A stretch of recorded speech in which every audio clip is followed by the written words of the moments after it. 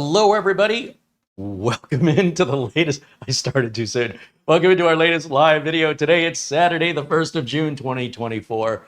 My name is CareyHolzman, and thank you so much for joining us on a Saturday show. Every once in a while, we're able to get a weekend show in, and this one wasn't planned. This sort of happened as a result of this machine right here arriving in the mail unexpectedly yesterday. And I want to jump on this because so far, as far as I can tell, I'm the first review that exists. So the problem with being first, of course, is I might miss a lot of things. However, I want to see with my own eyes a true, real, genuine, unedited, live unboxing experience. We are going to share this experience together.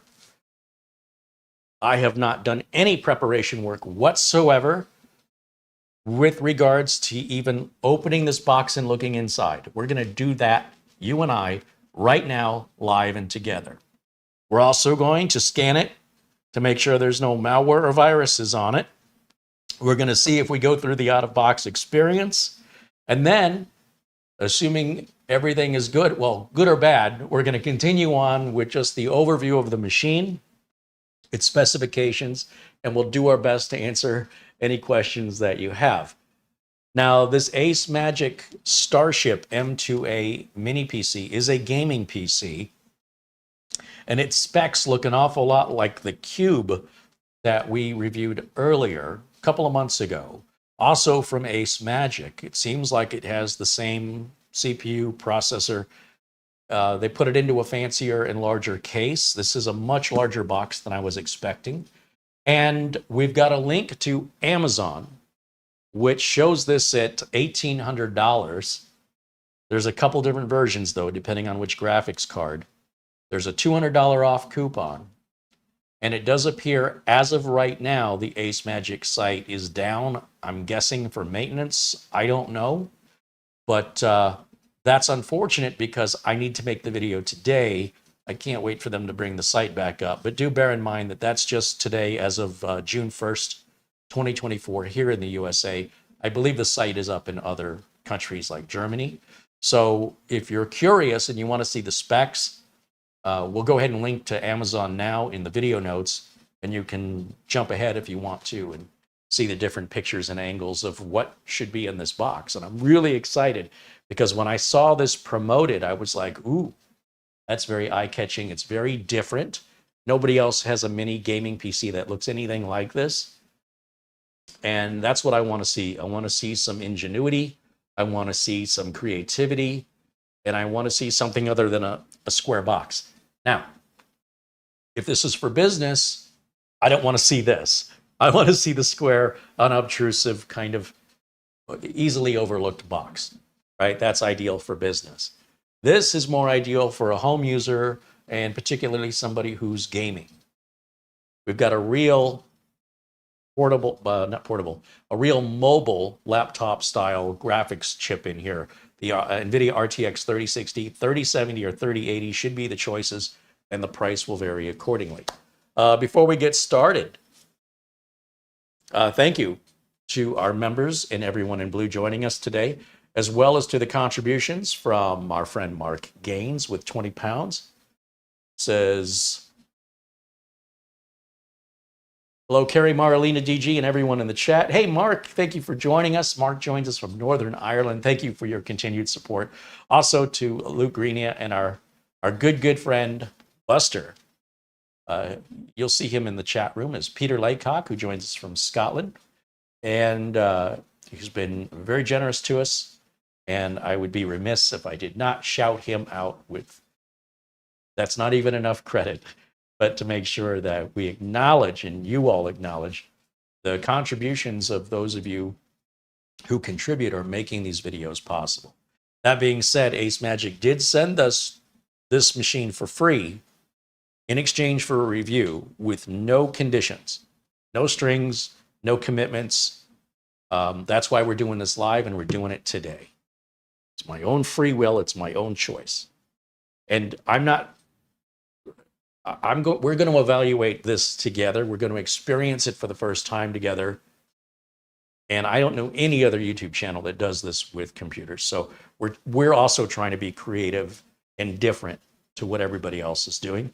And hopefully you see a value in that, which clearly some of you do, such as Rick Lakes with a $10 super chat. Says, hello, Carey and Marlena. Hey, Rick, good to see you, my friend. Rick joins us from Minnesota. And Ben Laird from Scotland with a £2 contribution. Right on. Thank you, Ben. Our friend Luke Greeny, always good to see you, my friend. Thank you for your contribution. Our friend Oystein, joining us from Norway, says hello. And, wow, we got a nice crowd in here today. It looks like some folks are joining us from Doug Betts. Live Windows training with Doug Betts video just ended and then transferred. Is it transferring? I don't know. Yeah, there's a way that you can, when your live stream ends, that you can refer your live viewers to another video. And that looks like what Doug Betts has done. Thank you, Doug. If you've not seen Doug Betts' YouTube channel, he does live technical support and shares some of his stories as a real-life technician of current projects he's working on, plus past stories. So if you enjoy that kind of content, it's very similar to some of the content I make. He does an excellent job, and it's a nice, tight-knit community, and they're always welcoming more like-minded individuals to join them. Everybody's welcome there. And I just want to make sure I'm not leaving any, am I leaving anybody out? Oh, our friend Tony Wallow, of course, with $1.99 in Super Chat, and also an earlier contribution as well. So great to see Tony. Thank you so much, Tony. Always good to see you again.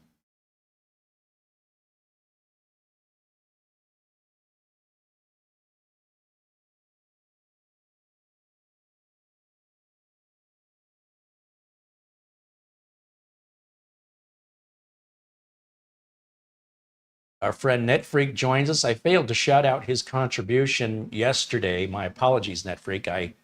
Some reason my email on my phone didn't update properly, and after the show, when I checked my email on my laptop, I saw a bunch of emails I didn't see on the phone. I don't know how that happened, but I apologize for that oversight. There's Zero Core saying hello, and Jonathan, Alhaj Depej, and Black Watch, Jason Willis. Welcome in, everyone. Now, are we ready to do this? What's in this box? Are we going to like it? Are we going to hate it? It's kind of exciting to find out.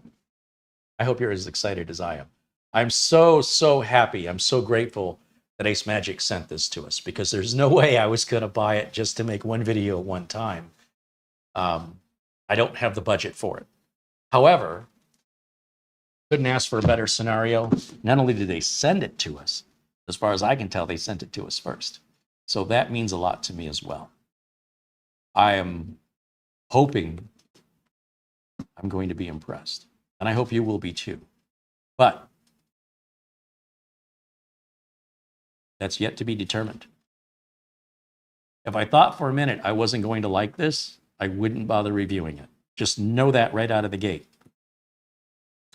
There has been a little controversy that we should address with AceMagic regarding a contractor that they used for their software installs. A company cannot stay in business if they're doing that maliciously. They will not have a business anymore.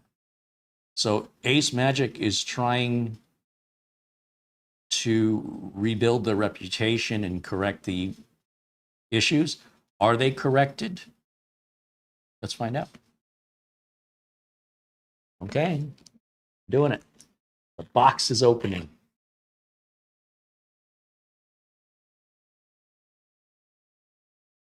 I hope there's not a brick in here. I shouldn't have said that. Sometimes when you order things from Amazon and it's not coming from an Amazon official warehouse, sometimes you can be surprised. But this came directly from AceMagic. All right, we've got a user's manual. We have, what is this? We have a lid foam on the back. Ooh, it's getting exciting. In the box, it looks like this.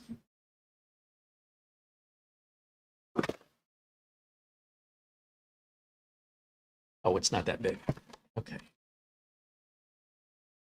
All right, let's walk this up close to the camera. Have you ever seen one of these before? Anywhere besides the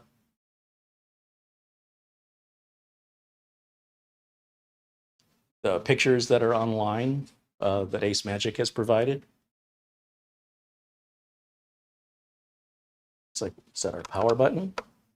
It has a little LED projector down here that shines the AceMagic logo on your desk. Remember the Sega, the big UFO-looking spaceship machine? Remember it had that logo that shined down on the desk? Kind of reminiscent of that. We've got a fan in here. Oh, look at all the ports. We've got 6 USB 3s. We've got a barrel-style power connector, 2 LAN jacks, a DisplayPort. I can hold it still. 2 HDMI ports over here. Our 3.5 millimeter audio. We have a USB Type-C that says warning, avoid plugging or unplugging Type-C devices when the computer is off. If it doesn't turn on, try reconnecting the power source. Interesting. We have what appears to be a Kensington lock down here. I don't know what thing is next to that. I don't know what that is. Doesn't have a logo or anything over it. Okay, so both sides. Matthew Burton says, I'm sold. We haven't even turned it on. It does kind of look like a TIE fighter from Star Wars, doesn't it? Mark Gaines is saying, I thought it'd be cool if I had one of my X-Wing models, the toys, X-Wing toys from the 1970s that I used to play with as an 8-year-old, 9-year-old, 10-year-old.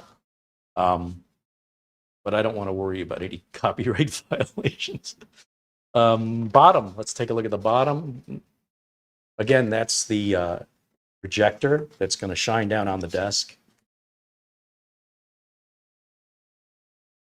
This tells us our specs down here. It looks like 32 gigs of RAM, 1 terabyte storage.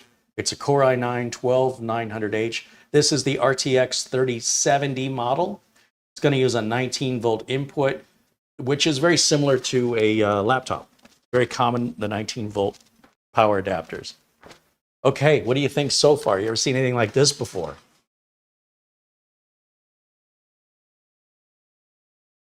Look at that.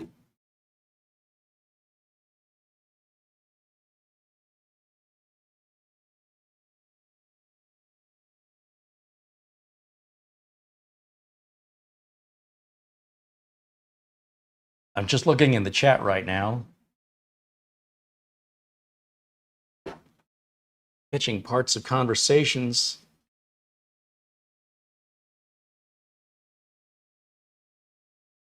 Okay.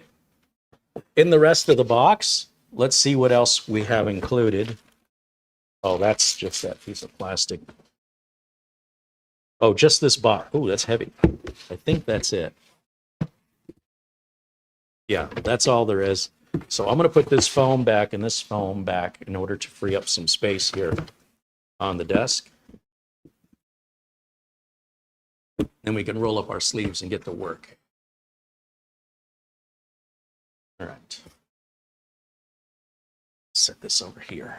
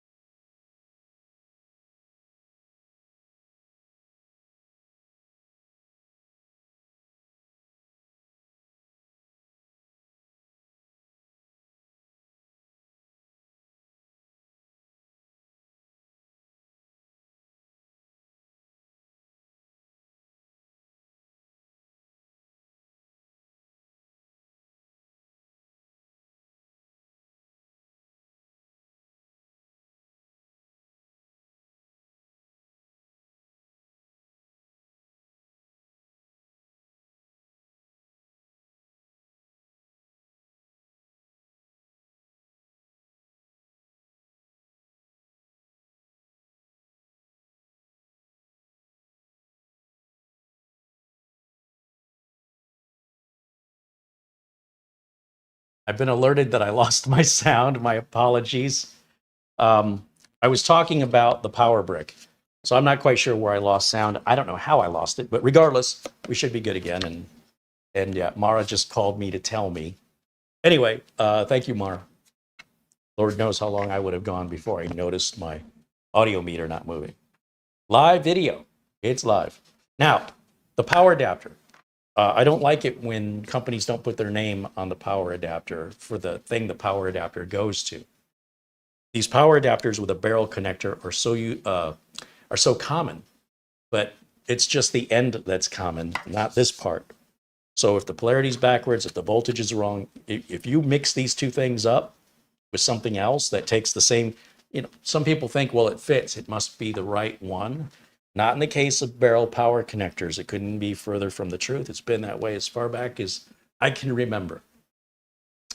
So what I like to do, if there isn't something that identifies the manufacturer of the device it plugs into, I'll get a silver Sharpie or a label maker, right on the power adapter, because if these two things get separated, I want to be absolutely certain I'm plugging the right thing in.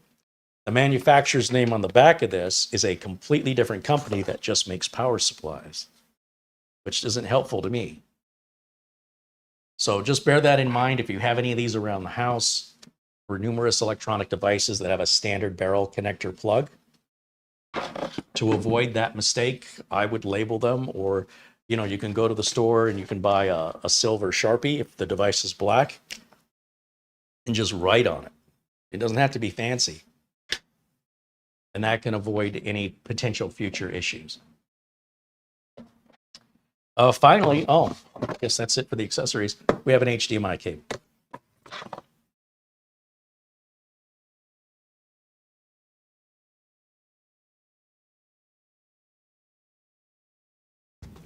All right, so let me put this back in here, because we'll use my standard PC power cable. Let's get this hooked up and fire it up for the very first time.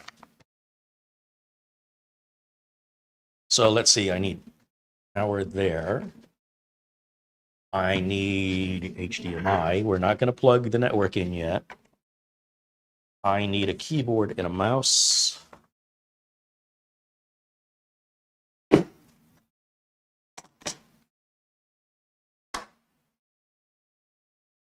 Plug it in the back for now. Actually, typically a keyboard and mouse would plug into the back. Any front USB ports you'd want to use for things you're plugging and unplugging. Does this have any front USB ports? Is this open? Don't know. Feels like this should open somehow.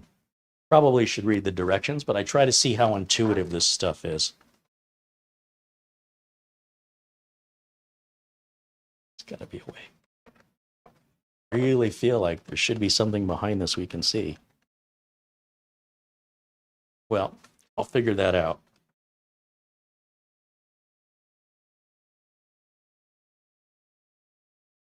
Maybe it doesn't come off. I don't know yet. We'll get there. Power. Let's grab some power. And we'll plug it into the adapter over here, which is unfortunate. It's on this side of the desk, opposite of where I have power. We have a little blue indicator on the power adapter that indicates it's at least getting power. That helps any troubleshooting if you're diagnosing a machine that won't turn on.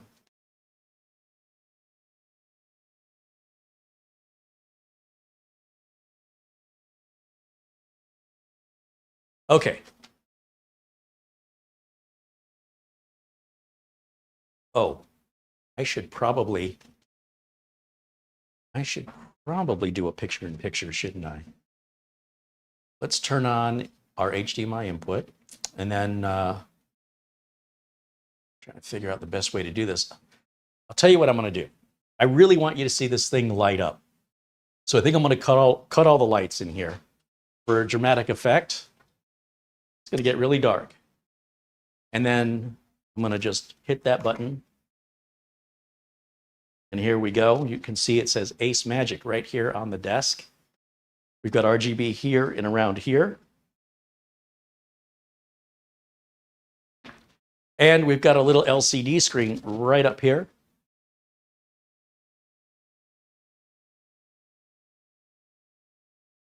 And I might have to get the close-up camera out to see this. However, while it's doing that, let's see how it's booting. Let me go over to, let me just put myself in a corner so you can keep an eye on it. It appears we're going through a true out-of-box experience here. That's what we want to see. This is exactly the way it's supposed to be. And let's see, English, US, yes. United States, yes. Keyboard, United States, yes. Secondary language on the keyboard, no. Accept the license agreement. We'll create a username. Let's just call it Starship. Enter, no password.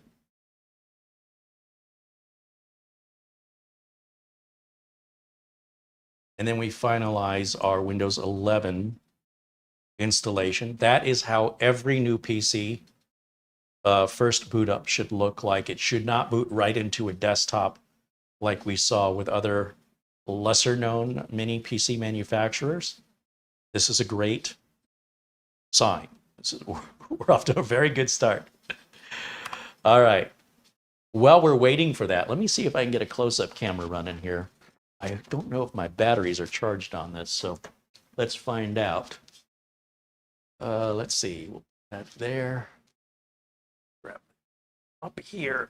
Ugh.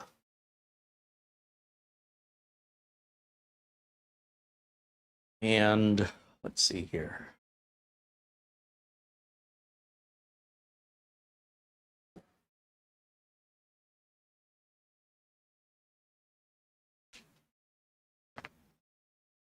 See if I get this turned on.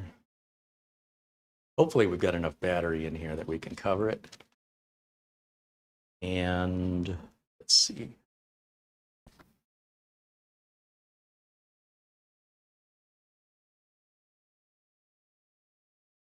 This mouse, and we'll come over here with me for just a second. We're going to go to close-up camera right here. Turn off camera 1 for a second. Now we can see it. Okay, so you can see we've got this screen right here that we can adjust different information to be displayed. It's not a touch screen or anything like that.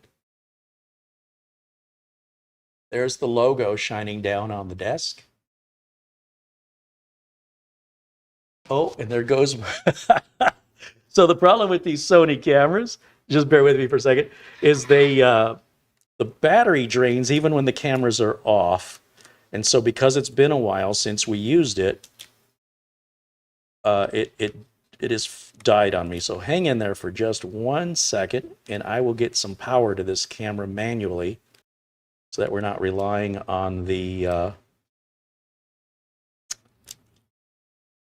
battery.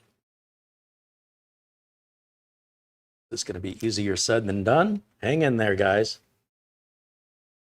Can't tell which USB cable, if that's a Type-C or a micro. It's been a while since I've used this camera. Hang on just a second. Give me just a minute. We're going to fix this right quick. I think it's a micro. Yeah, that's what it is. Okay, we're going to try this again. Should have plugged this in last night. I didn't think about it, but we should be back up and running, and I apologize for that disruption. Okay, anyway, so that's the logo shining on the desk. That's our front screen. Here's our RGB along the sides, our RGB along the top. We've got some labels up here.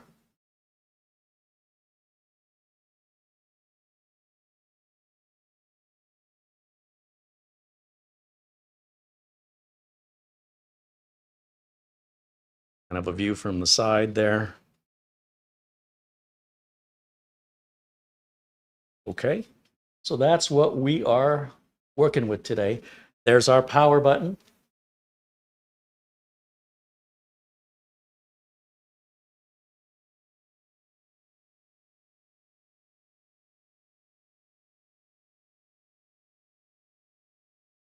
Does. All right, so let's explore some more. Let me go back over to camera 1. Actually, no, let's go to let's go back to our Windows desktop. That way nobody gets too much motion sickness with that. And then I will set this camera down and let it charge up in case we need it again. It'll be ready next time. All right. Now, I don't know what version of Windows this has. I don't know how out of date it might be. I think the very first thing we should probably do is, well, first of all, we're going to plug in the network so we can give it internet access. Let's do that first. And then let's grab, without doing anything to the machine, just fresh out of the box, let's grab Malwarebytes and let's do a full scan. So let's see, what do I want to do? Here. And here I am. That up.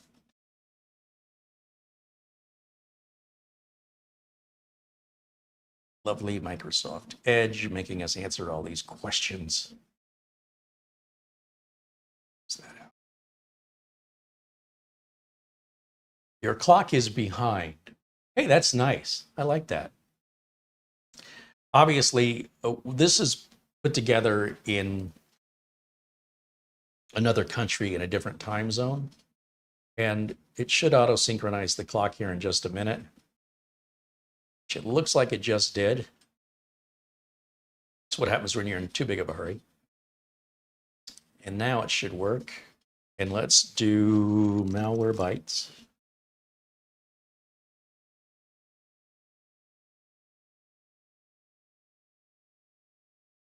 It's my free down.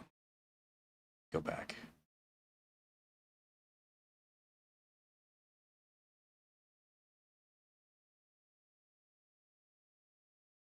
Free download is right up here. Okay. There it is. Start installing this. I'm going to run a full scan.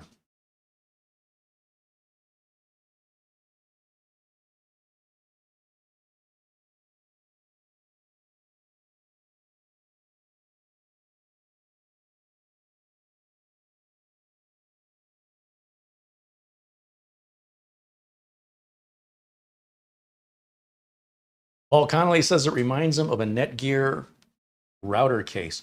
You know, I wasn't thinking of that. What I was thinking was the router TP-Link has been advertising for a year. They haven't released yet. Can't remember the name of it. Seems like it would go really well with this, though.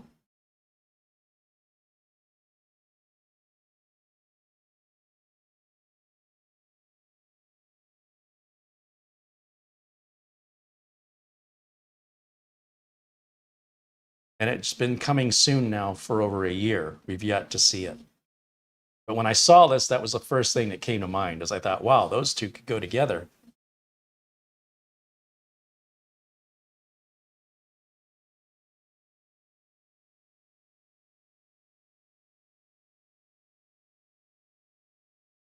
But all right, let's go back to Malwarebytes. Still installing. Oh, I just finished downloading. Okay.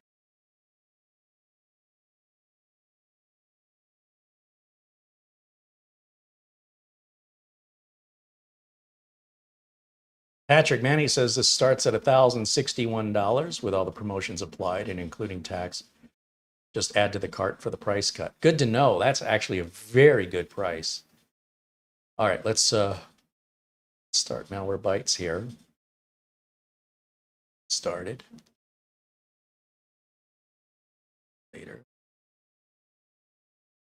Start the trial. Got it. Started. And let's do a custom scan. Now, you know these custom scans can take a while.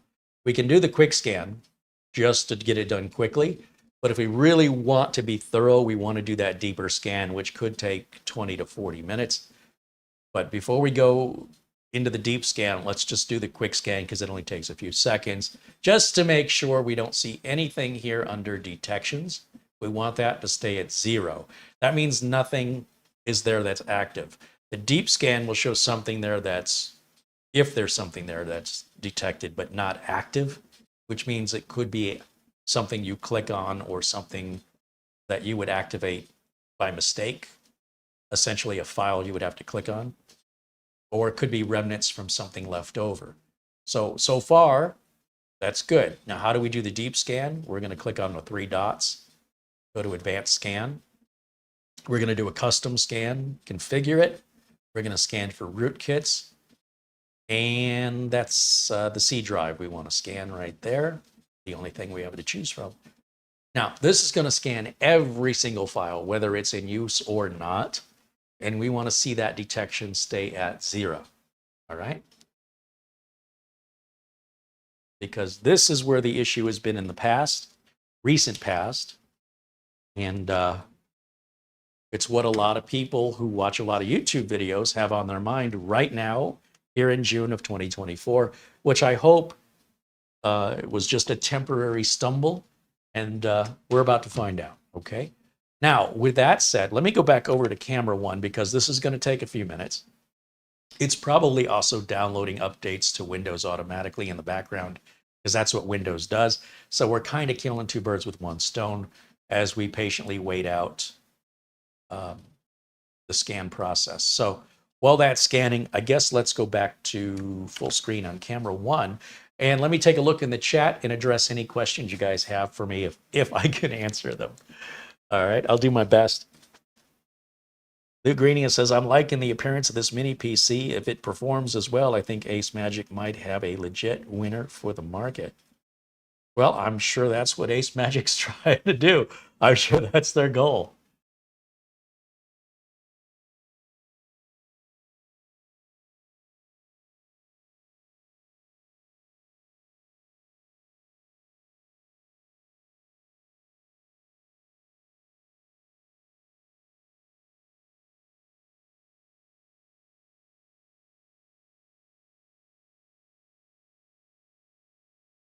Is it Bluetooth capable? Yes, so Ray Gallagher's asking that in the chat. All mini PCs have Wi-Fi and Bluetooth, just as all laptops do. El Hedge says that is a huge power supply. It is, but you're almost pulling an equivalent of desktop power out of this thing. This is no slouch. I mean, this is a pretty powerful machine. You're looking at a flagship 12900H processor along with the RTX 3070. And of course, a 3080 would need even more power. I'm assuming you get the same power supply across the board to make things simpler and less expensive for the manufacturer.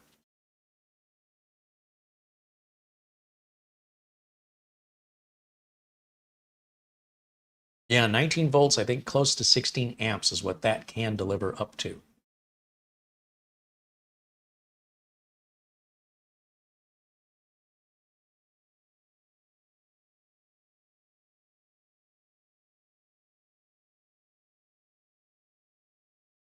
Now, there should be some software for controlling this front information screen, putting the information you want on it, which we haven't gotten to yet.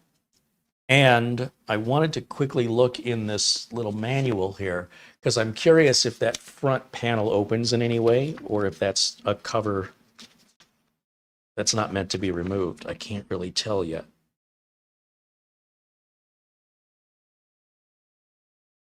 From what I can gather,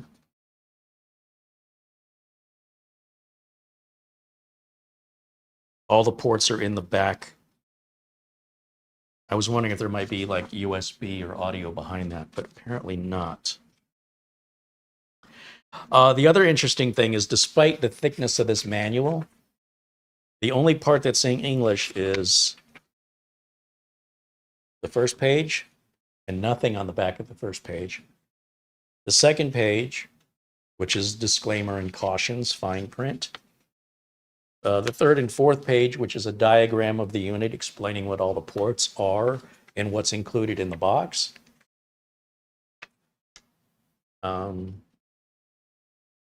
Another diagram of where things can be connected, and then a troubleshooting guide.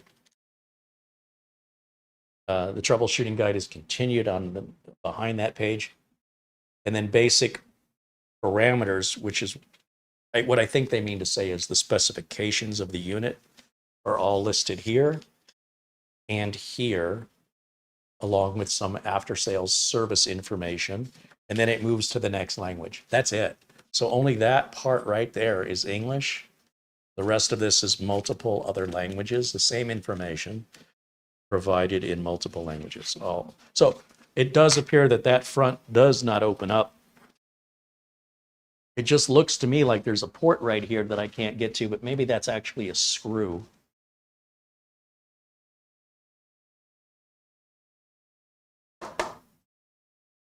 Yeah.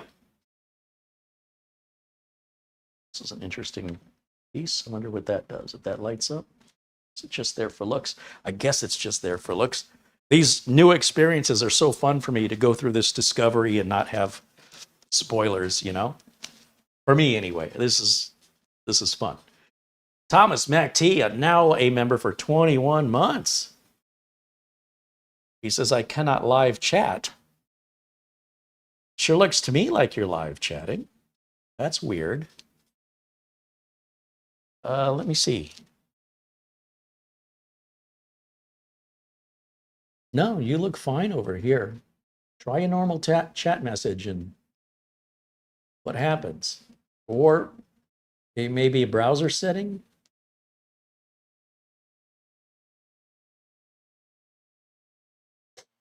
Abdul Azim Patel says if you take that 19 volts times 16 amps, you get about 304 watts.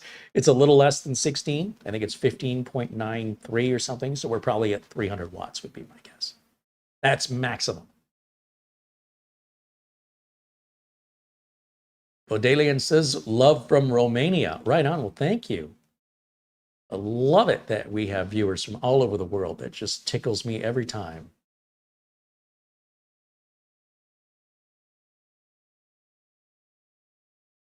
Blackjack Yak says the inability to chat could be an issue on YouTube's end. I've heard of similar issues this week.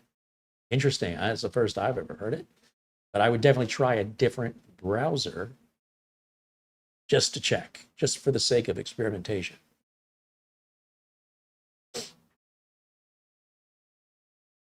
If you're not using Chrome, I would be using Chrome. BigCast WRX says good evening from London, and Saps147 says hello from Manchester in the UK. Chris R says Brave will do that at times too. So I don't know how many people use the Brave browser, but I would say if you're having any issues, try Chrome. Claudio Ventura says love from Portugal. Right on. Well, thank you, Claudio. Welcome in from Portugal. What's that big city there? Porto?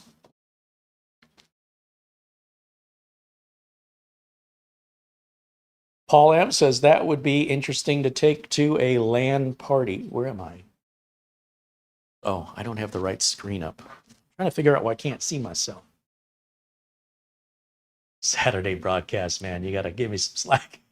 I didn't know I was doing this yesterday. All right. The good problem to have, though. I like problems like this. And these little mistakes keep it real. Gary Tatum recommends Thomas MacT check if the date and time is set correctly on his computer. Always a good step to check. Be surprised how that can affect everyday operation. Aaron Werner says hello from Jacksonville, Florida. Claudio says, yes, I am from Porto, Portugal. Oh, right on. My ancestry on my mother's side is very Portuguese. And I have a friend that lives in Sao Paulo, Brazil, which isn't Portugal, but they speak Portuguese there. So she's fluent 4 different languages. friend I grew up with in Detroit moved there and lives there now. Anyway, let's see. Morton 1210 joins us and says hello. Welcome in, Morton. Let me check how we're doing over here. I know the scan's going to take a while, but let's see how our progress is looking. Detections says 0. That's what I want to see. Remember, this is all real, live. It's happening live. There's no prep. There's no rehearsal. And this is the first time I've ever seen it in my life. Same as it's likely the first time you've ever seen it in your life. It is the closest thing to a virtual reality experience I can give you.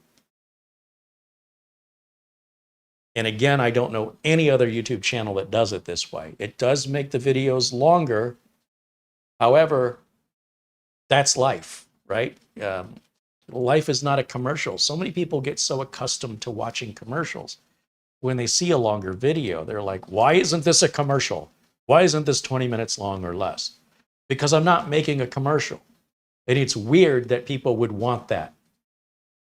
So that's why I do this. Some people just don't get it, and that's okay. You guys do, so you're the important ones. You're the ones that matter. And I'm sure there will be other reviews of this coming soon. That'll be the commercials those people want to see.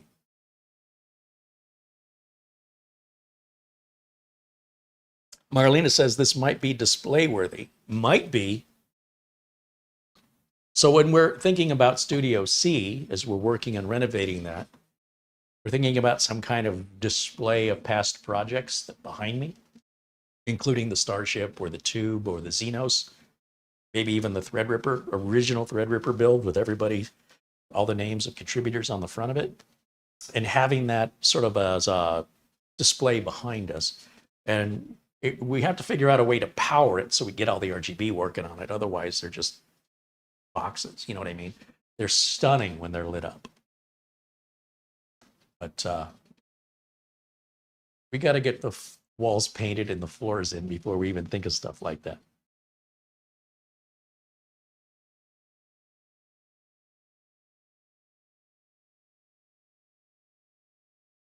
Zero Course says, some of us are just the opposite. I refuse to watch TV because I hate commercials so much.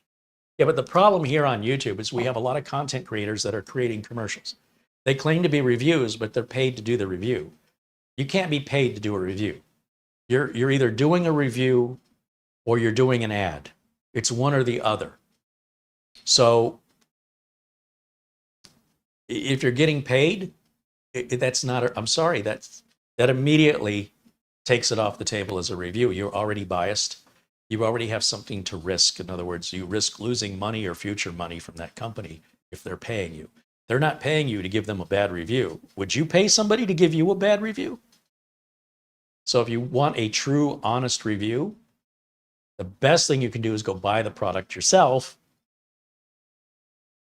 but it gets really expensive. The second best thing is for a company to send a product without any conditions. A lot of times companies that want to send products for review, they want some control of it.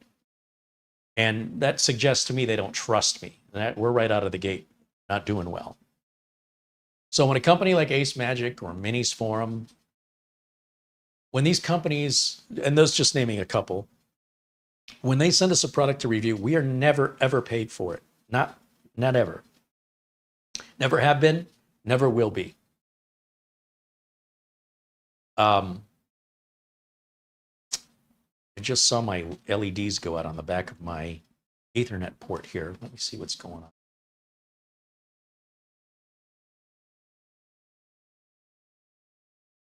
Still scanning, nothing looking. Did the globe show up here? You know what might have happened? Okay, the LEDs came back on for LAN activity. I think it's installing drivers, and then I think it just went to sleep. Yeah. I suppose I should probably change the sleep mode so it won't do that again. Go full screen over here, and then we'll go to edit power plan. Yeah, there's the problem. We'll set that to 3 hours, and we'll set this to never, so we won't deal with that again during the live broadcast. But that's a standard default on a clean Windows install. We're doing really, really good here. 0 detections. We're still perfect.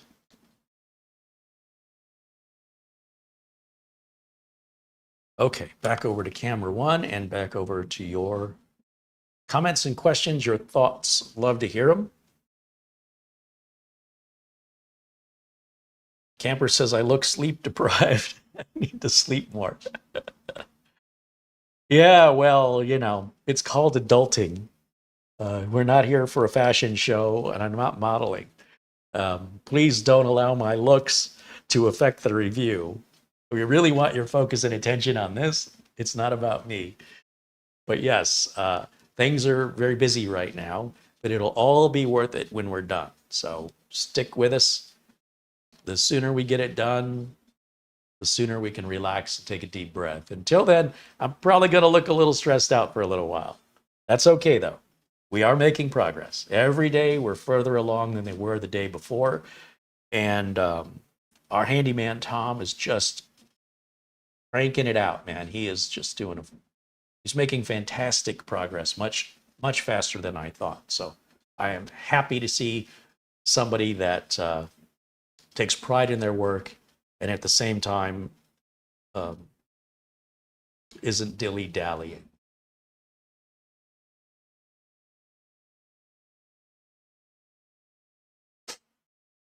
Cypress wants to know what I think about the Windows 24 H2 update, which will screen record everything you do. Well, we don't know that the final update will contain that, but you can turn it off. It's not like you have to have that turned on.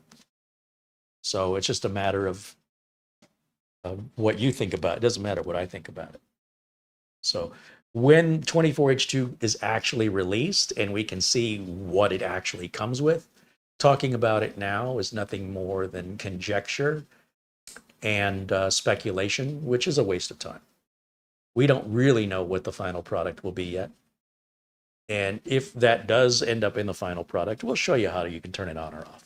It'll likely be on by default, but it'll be no big deal. It's like 2 clicks of the mouse and it's off. I don't know why anybody cares. But with the European Union sort of frowning on that, it may be that they just turn it off entirely. We'll have to wait and see what happens.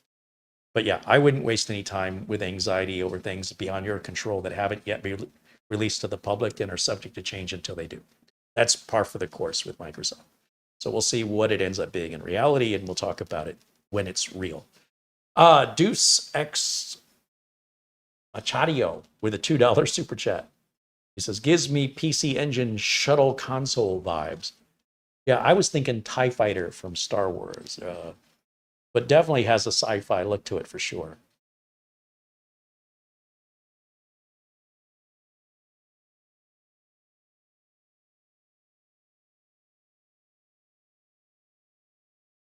Kind of curious about something.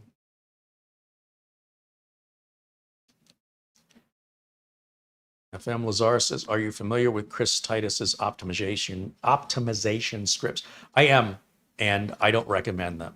When you start customizing a PC like that, you're handicapping yourself, or at least I would be as a computer technician. Understand that in my real life profession, I work on customers' computers.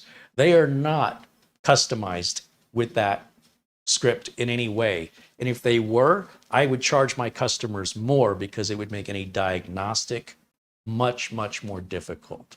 So it's very important to me to provide support to my customers equally at the same price, with the same level of service and quality, by everybody staying the same.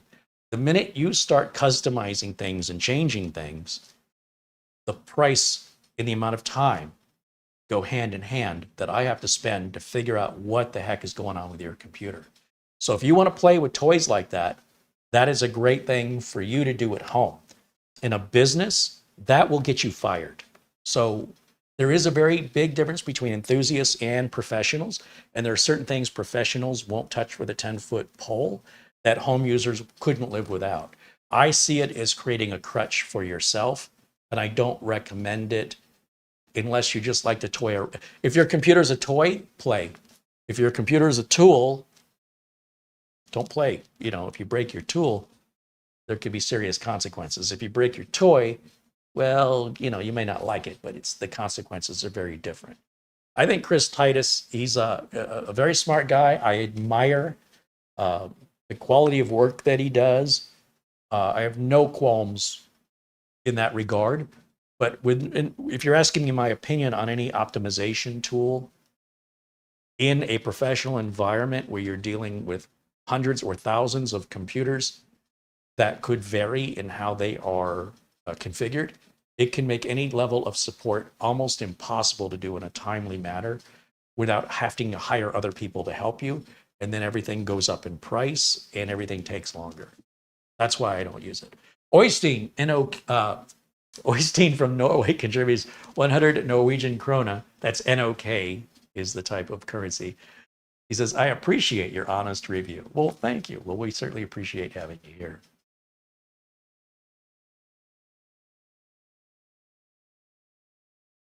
Let me take a quick look here. Once again, let's see our progress. Still going, progressing nicely. I want to see my side of things. Let's see.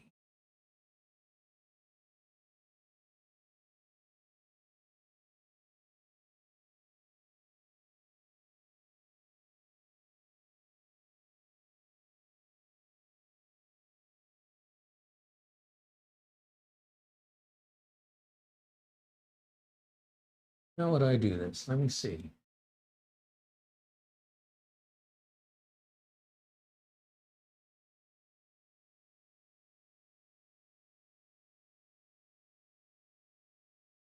I want to try a little experiment here. I'm kind of curious if this will work. I have no idea if it'll look good or not, but since we're sort of biding our time here, let me see. Let's see.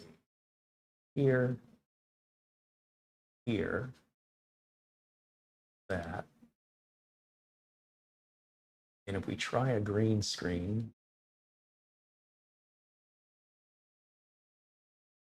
let's go to filters, add a chroma key. Where is that on? Filter? Chroma key. Okay. Go back. Trying to do this live is a little bit challenging.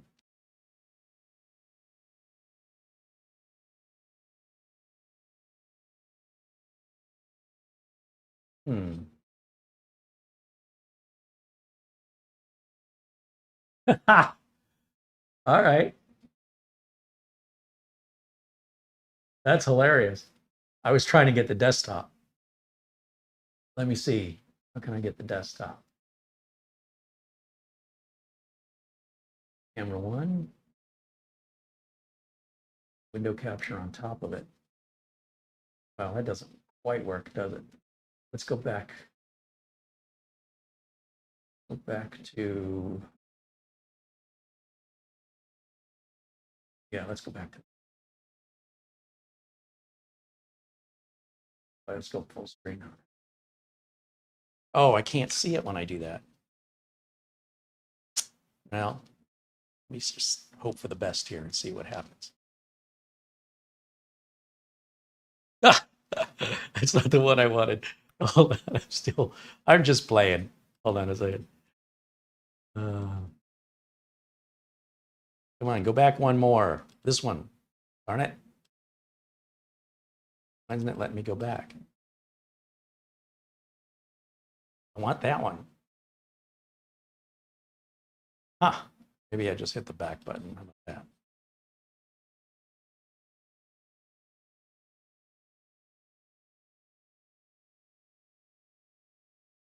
Well, if I wasn't in the shot, that would be a lot better.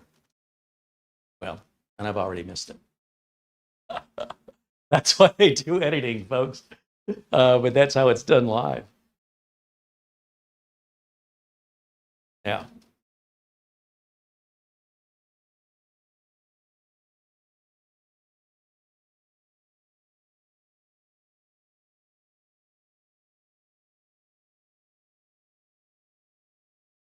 All right.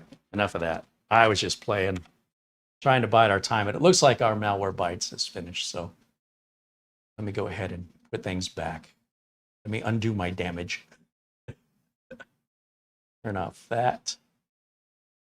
And let's go to properties. And we're going to turn that chroma key off. Oh, that's filters, not property. Turn that off. Okay. Back over to our HDMI input here. Let's see how we're doing.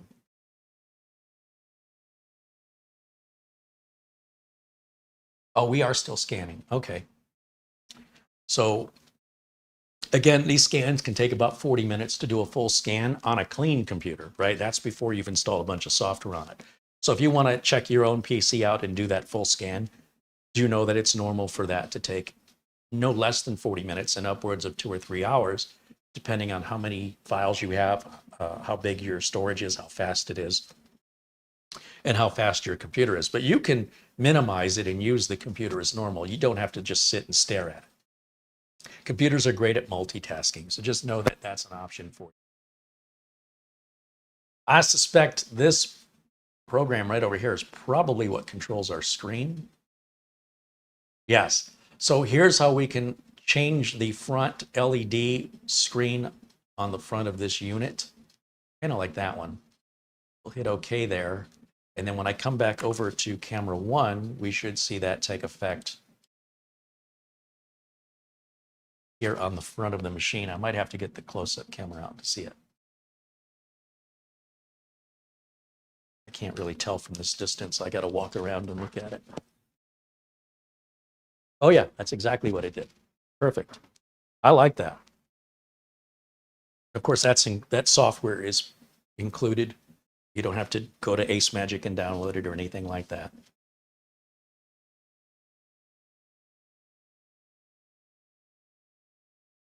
Peter VZ says hello. Is the SSD or RAM upgradable? That's what Cypress wants to know. That's a good question. We're going to get to that here once I can shut it down. I don't know how this opens up. I imagine it should be, yes. You should be able to upgrade the RAM and the solid state drive. I'm just not quite sure how, but I appreciate that question because we will answer that as soon as we answer this first question, which is it clean? Are we good?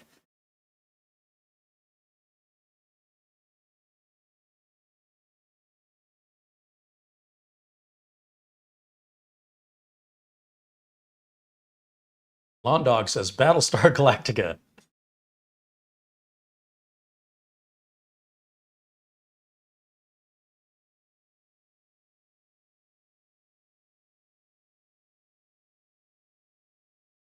Tom Jackson wants me to check my email. Yes, sir, Tom. Why is Tom green? Mara, can you make Tom blue for me, please? If you have not done so already. And yeah, this is another great thing we can do to bide our time as we're waiting for Malwarebytes to complete, is check the old email. Sound like Strong Dad. Email, we're going to check the email. Oystein sends an Amazon gift card. He says, congrats with Studio C. I can't wait to watch the result. We can't wait to show it to you. Like, we're still visualizing it. There's not much to see right now other than a big mess. But the transformation, it should be the permanent studio for the indefinite future. Mortant also sent an Amazon gift card. He says, hello again, Carey and Marlena and everyone in the chat. What a great community. Here's $50 for the building fund from Thomas. Thomas, thank you so much. Of course, we appreciate you and appreciate your friendship. And who am I missing? Oh, Tom Jackson. I don't see anything from Tom yet. So Tom, remind me, and I will check email again, unless you sent it to the Create Showcase, in which case Mara would have to forward that to me for me to see it. Okay, let me just go back over to our desktop here and let's see how we're progressing. Got to go full screen. Okay, there we go. So these are different themes you can choose, and you can see that you can customize. If we go up here, if you want CPU temp, CPU fan speed, CPU power, CPU speed, your frequency, GPU temperature, GPU fan speed, GPU power consumption, and GPU frequency. And here you can see the time and date, the memory load, and then there's a bunch of different custom backgrounds you can choose.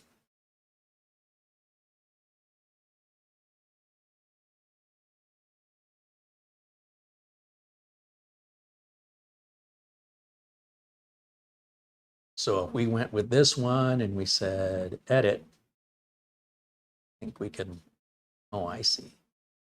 And we can put whatever we want on there. See that? Is it going to go? Oh, I guess we maxed out. All right, let's get rid of the date and time, because that's already on the desktop. Let's go with CPU speed and GPU. Oh, get one of these. So if I click OK on that, then when we come back over to camera 1, that should now be what's on the display. I don't know how well you guys can pick that up. Maybe if I cut the lights again.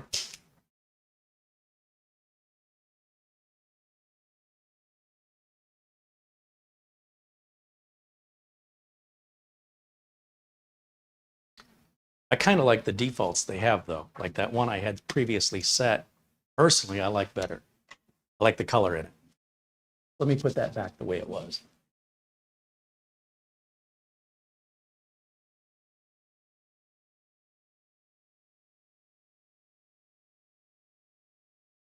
Default. Oh, I got to use the right mouse, Carey. We'll go over to default. We'll click OK, and then that should change it back to this display here. There we go. That.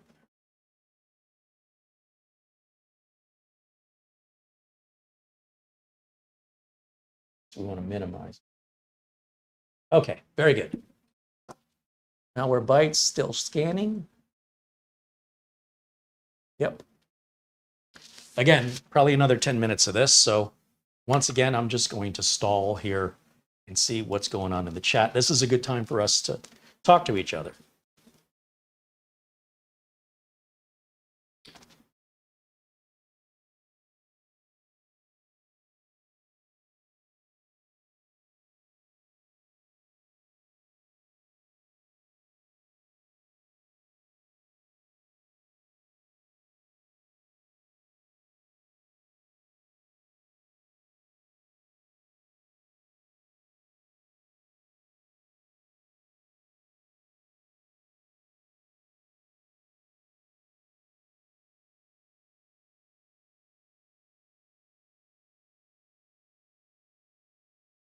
Peter from Amsterdam contributes €1. Thank you, Peter.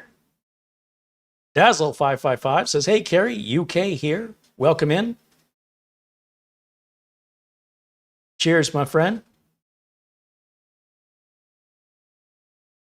Jit says, that's an awesome machine and it's customizable too. There's definitely nothing like it. And sometimes manufacturers of cars and other products, perfume and alcohol, will give you a crappy product in a fancy package. But this looks like a fancy package with a fancy product. And considering the price range of something like this, with all the discounts, seems like a no-brainer to me. But, you know, to each their own. We all have our own priorities and budgets. But the exclusivity of something like this, you know, the likelihood of somebody seeing something like this in real life is pretty low. So if you want something different from everybody else, there's a good chance nobody in your inner circle will have even seen this before. It's quite an attention grabber. Ben says he cannot see it listed on Amazon UK. It will be available direct from AceMagic Like I said, they may be doing some maintenance to the site. Gary wants to know if it has fans on both sides and do they blow in one direction. It has 4 fans. It has a CPU fan, a GPU fan that are inside, and then it's got a fan each on these wings. Now, do those fans blow in or out? A very easy way to tell would be to just take a piece of paper and see if the paper blows away or gets sucked in. And it looks like they're blowing out. However, the fans are not turning very fast right now, and I don't know that they ever will. So I don't know how loud or how much air they can move maximum. Maybe the fan's actually down. I'm feeling down here. I thought it has a fan here and here, and I think it has a fan here and here, or at least the airflow. You can definitely see that paper bend back, right?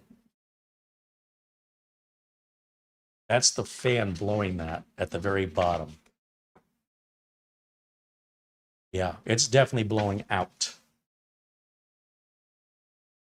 These fans down here, you can feel if there are fans up in these wings, which I think they are, I can't feel much coming out of there.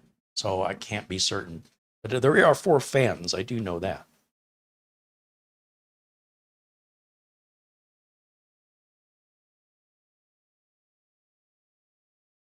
Oystein says it seems like it has a GeForce RTX 3070M, that's the mobile chip, with 16 gigs of RAM. That's GDDR6, I believe. He says that's a lot of video memory. Well, it's a proper mini gaming PC for sure.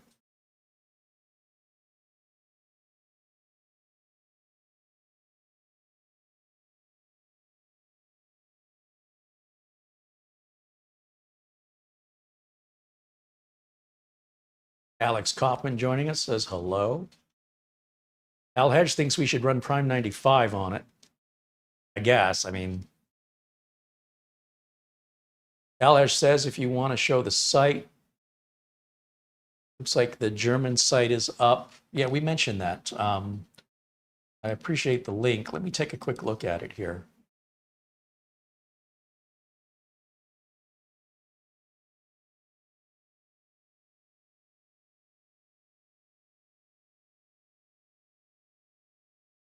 Perfect. Yeah, let's show that. Let me go to my window capture.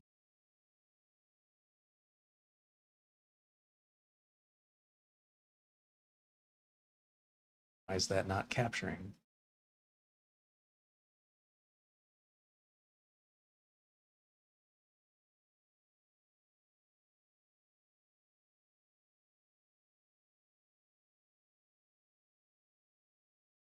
Oh, they've got the wrong name on here.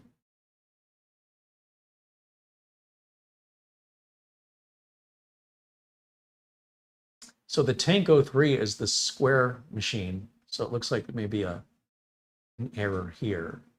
This should be the StarShip M2A.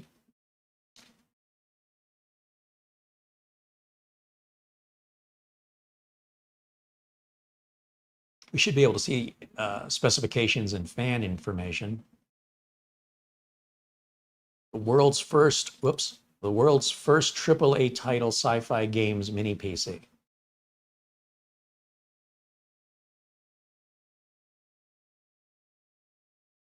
Covered all this. This is about the cooling system. Yes. So we have a fan over the CPU, a fan over the GPU, and then there are fans in the top of the wings there. 4 fans in total.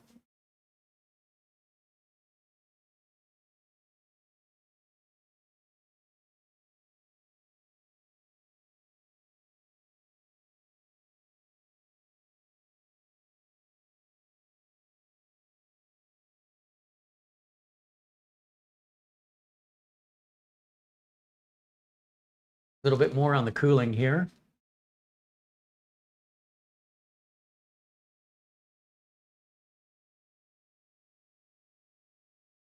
Seven copper pipes.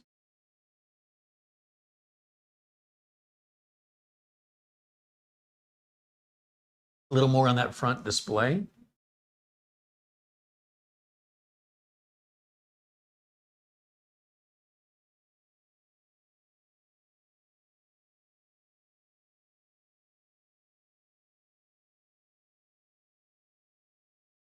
Our storage is 1 terabyte. It is going to be Gen 3.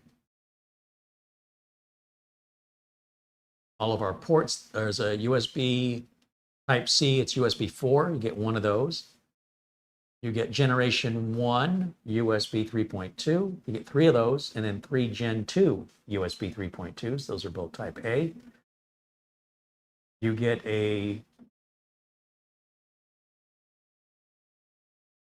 what appears to be, this is a little confusing. It says 2.5 gig RJ45.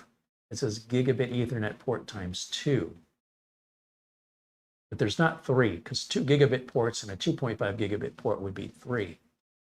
So I think they're saying there's 1 2.5 and 1 1. But we'll look in the device manager and clarify that. Plus we have a DisplayPort, HDMI 2.0 port, our 3.5 millimeter headphone jack, audio jack, and of course the power button.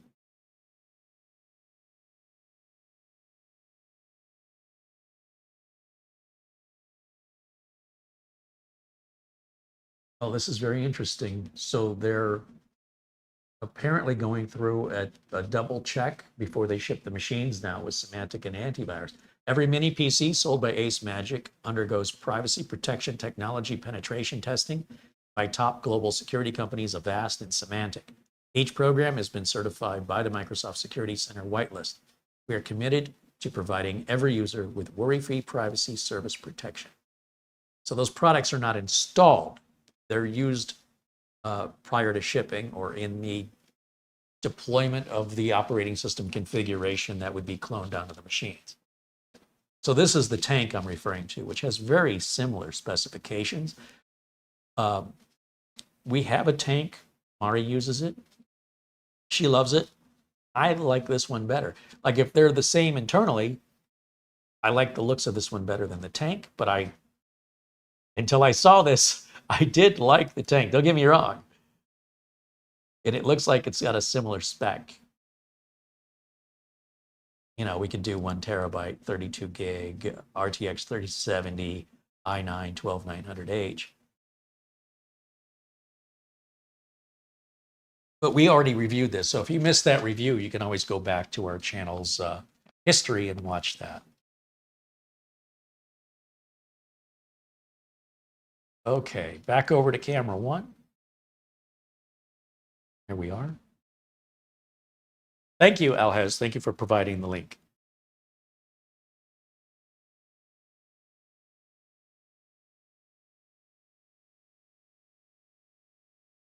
Stealth mode says I want one now. Paul says fans are in the fins. Yes.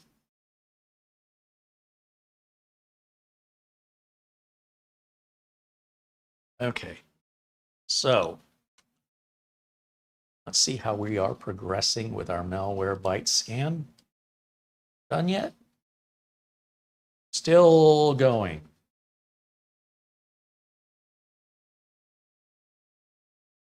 "42 minutes. I can't imagine it's going to go much longer. But this is a pro and a con of doing a live video, is these scans take real time. If you want to do this on your own machine, you can download the Malwarebytes trial for free. You can do the full scan just as I'm doing, and you can have a better expectation of how long you should expect this process rather than an edited video, which is very deceptive to reality. And that's important to me. While we're here, I can see this looks like the RGB software here. And that's so you can control the RGB colors, right? The other software was for controlling the LCD screen on the front of the unit. And this software, if that projector light shining down on your desk bothers you, you can turn that off.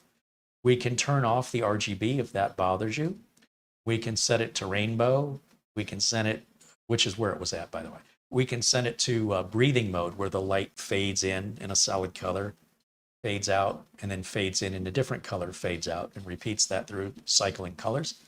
Then there's just natural color cycle, which doesn't have the fade out. It's just a solid RGB light that changes colors without any sort of motion. Or you can turn RGB off altogether if you don't want to see that, and you can turn the projector off altogether. So if you're kind of curious what that might look like as I'm playing with it, let's see if we can figure this out here. As you can see, I've got the RGB turned off.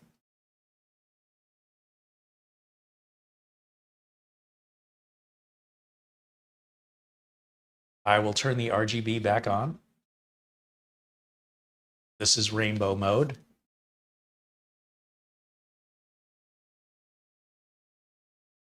This is breathing mode.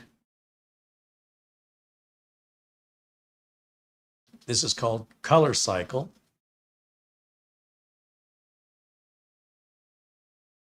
And we can turn the projector light back on. If you look down here, when I turn this back on, it'll shine AceMagic.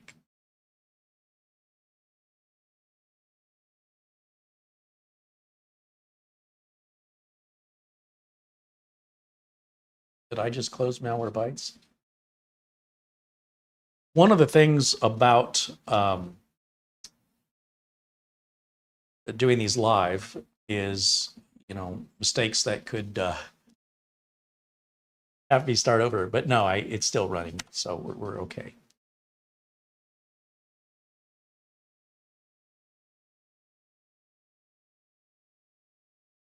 You want me to do that again with the lights off? We can do that again. I mean, we're still waiting for Malwarebytes, so anything we can do to sort of bide our time here, let's do it again. Let's try it with the lights off and see if that makes a bigger difference for you. So, start over. We're going to turn this projector light off. Click. We're going to turn RGB off. Click. Now we're going to go to rainbow RGB, which is pretty much how it was set out of the box, right? Color cycling. We'll go to breathing, and now the colors are going to fade in and fade out in different colors. Color cycle is the same without the fading, right? It's just going to go to different colors. And the projector light, we can turn that back on. That's pretty much your RGB controls there. I don't see any customization. It's sort of like preset. You pick what you want there. I'll put it back into rainbow mode.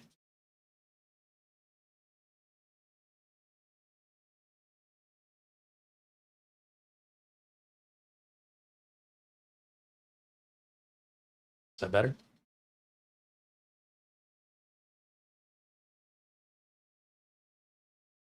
I guess I can bring the lights back up.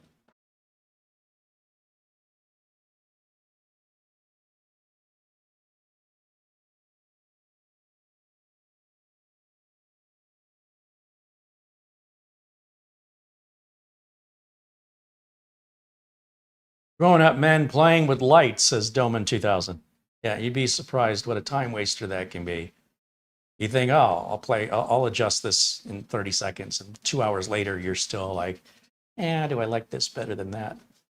One of the things I don't like about it is it can really take a lot of time up that you don't realize how much you've spent on playing around with RGB lighting configuration. So having limited choices is actually a good thing from my perspective. If I could customize it, I'd probably use that more than the whole computer, which defeats the whole point. Then you just go buy a lamp and be done with it.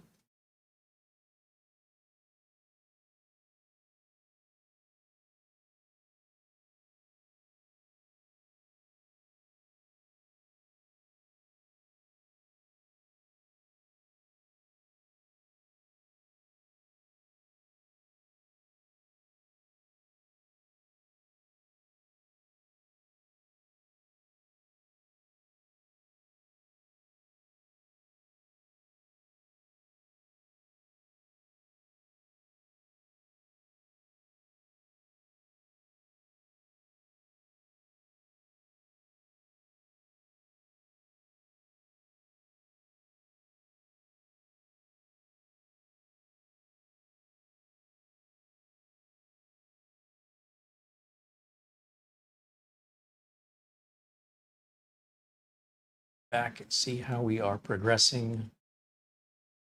We're looking fantastic. This is what we want to see.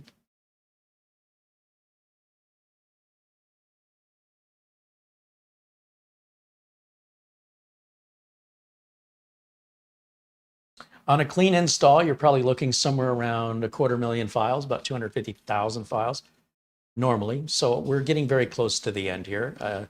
It's taken a little longer than I anticipated, but better to be safe and thorough to make sure our review is accurate. I don't want to cut any corners here because we didn't have the patience to do it right. There's no bother. If you're not going to do it right, in my opinion, don't do it at all. While we're waiting, however, let's take a look at that device manager. I'm kind of curious about the Wi-Fi and the networking ports on this.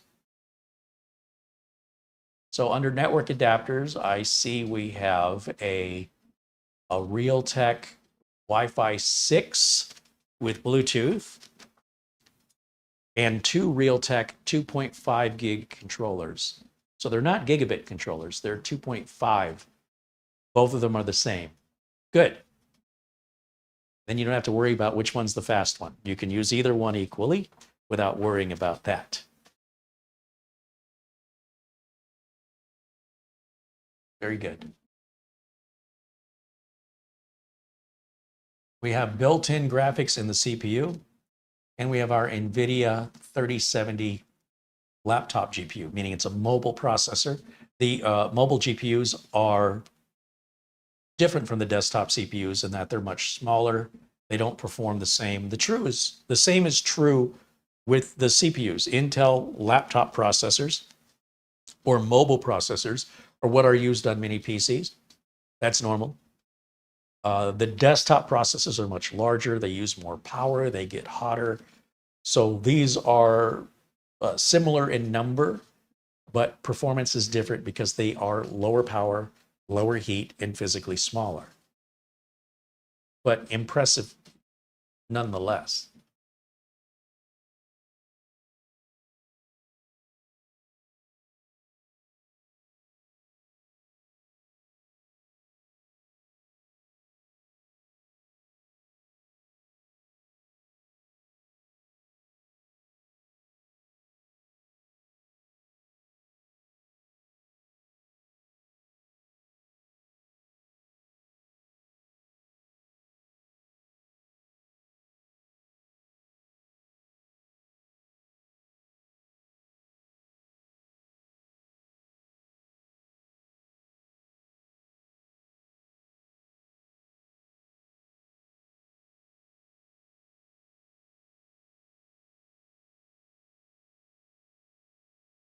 I was checking my email to see if I saw anything from Tom. I guess, I don't know how he's sending it, but we haven't seen anything, Tom. Just an update for you.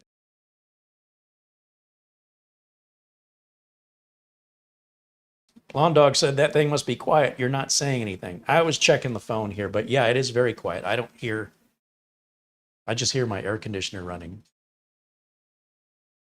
All right, let's go back over to camera one anyway, because that's not too exciting to look at. It's nearly done.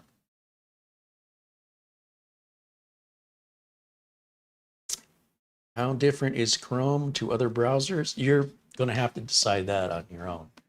Whether or not you notice differences or those differences have preferences for you.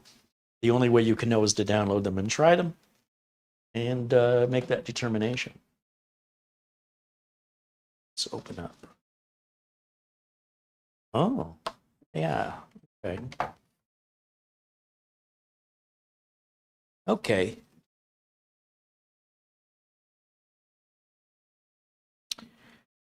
Once again, I'm going to film it close up while we're waiting here. So let me get the close-up camera back and grab my video controller.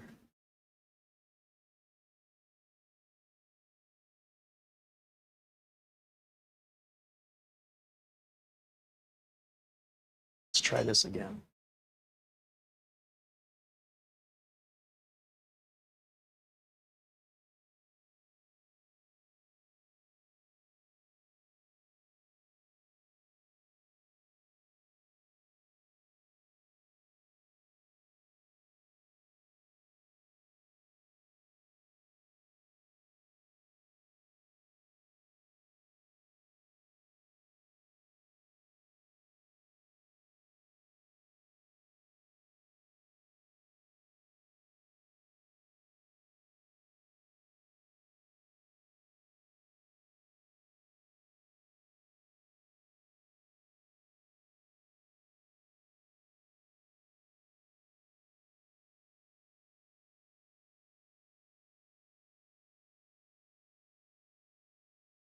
There, it's getting all artistic for you.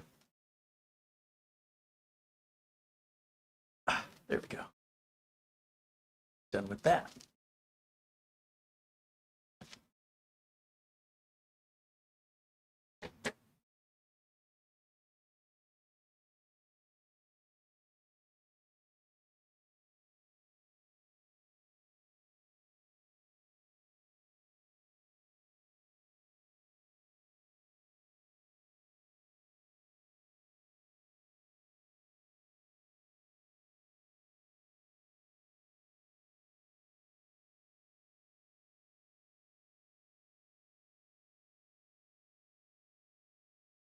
Mortant said, I sent you an Amazon gift card. Well, thank you, Mortant. Yes, we read that one just a few minutes ago. Thank you. Again, he says, hello, Carey, Marlena, and everyone in the chat. What a great community. Here's $50 for the building fund. And that's from our friend Mortant. Again, thank you. And again to Oystein as well with his Amazon gift card. Definitely helps with the renovations over at Studio C. It is a floor up renovation, and it's pretty big. It'll be a bigger studio than this. So, I mean, as far as you're concerned, you're still going to see this limited amount, but I may have room for two different sets, perhaps one where I sit down to talk about things, and then one where I stand up that you're accustomed to, where I demonstrate things. Maybe. Definitely the stand up. This will get all moved with this behind me. But as for a secondary set, that is an idea, a concept. The reality of it, we'll have to wait and see what the reality of the space is once things are in it. But that's my goal, is to have two different sets. A standing set, a sitting set.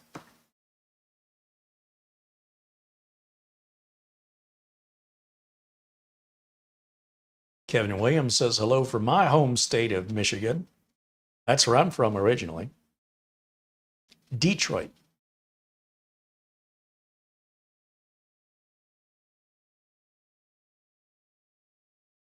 Mortant says, I like that AceMagic PC. You and me both. All right, let's check on it again.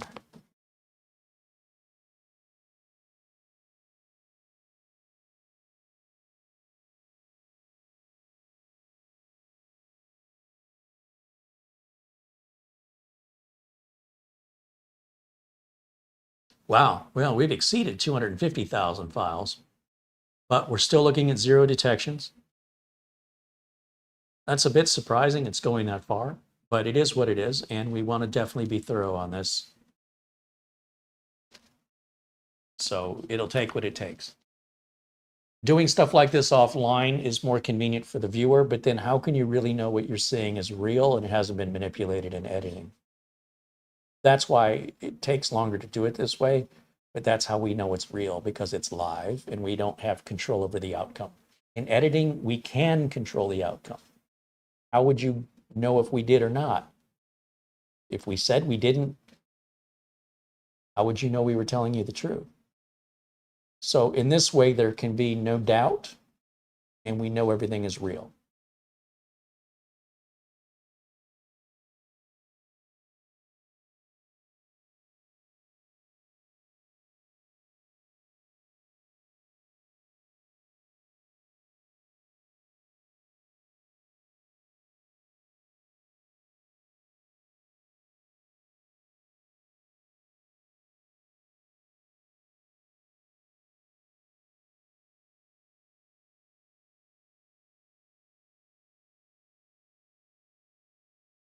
Orton says he's going to have to watch a Star Wars movie tonight. I don't see any problem with that.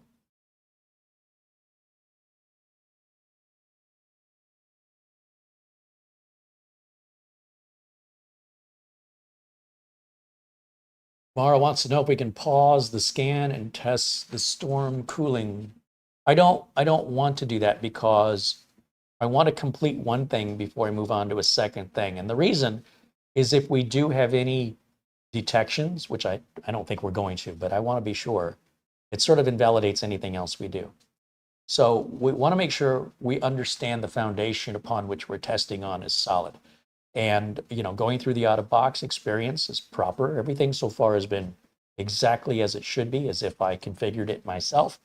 And I want to see that scan complete, and then we can move on with regards to the, if we do Prime 95, we want to test some cooling, if we want to do Cinebench, if we want to see how it comes apart. When I looked underneath of it, there are 4 rubber plugs on a panel on the right and 4 rubber plugs on a panel on the left. So we will uncover those plugs. I'm guessing they're screws. You take those screws off, and that should give us access to RAM and storage. Should. I'm making a complete guess based on my experience with computers and engineering, but maybe I'm wrong. And again, we're keeping this all live, so this video may run a little long. Instead of a normal 2-hour video, we may be at a halfway point here at 90 minutes. We may have yet another 90 minutes ahead of us. The good news is, for anybody watching the video after this airs live, is they can scrub through the video as they see fit. Of course, they won't know what we're talking about, that they skip past. They won't know what they're missing if they're just basing it on what they see. We answer a lot of questions, and we do talk about some things during what may be a boring period on the screen that people will scrub past, but that's their loss. They're going to miss that information. But it's a way to get through a live video that you know is genuine and authentic at that length, and just go through the parts you're interested in if that's what you want to do. I like leaving it up to the viewer to decide. That's how I prefer it.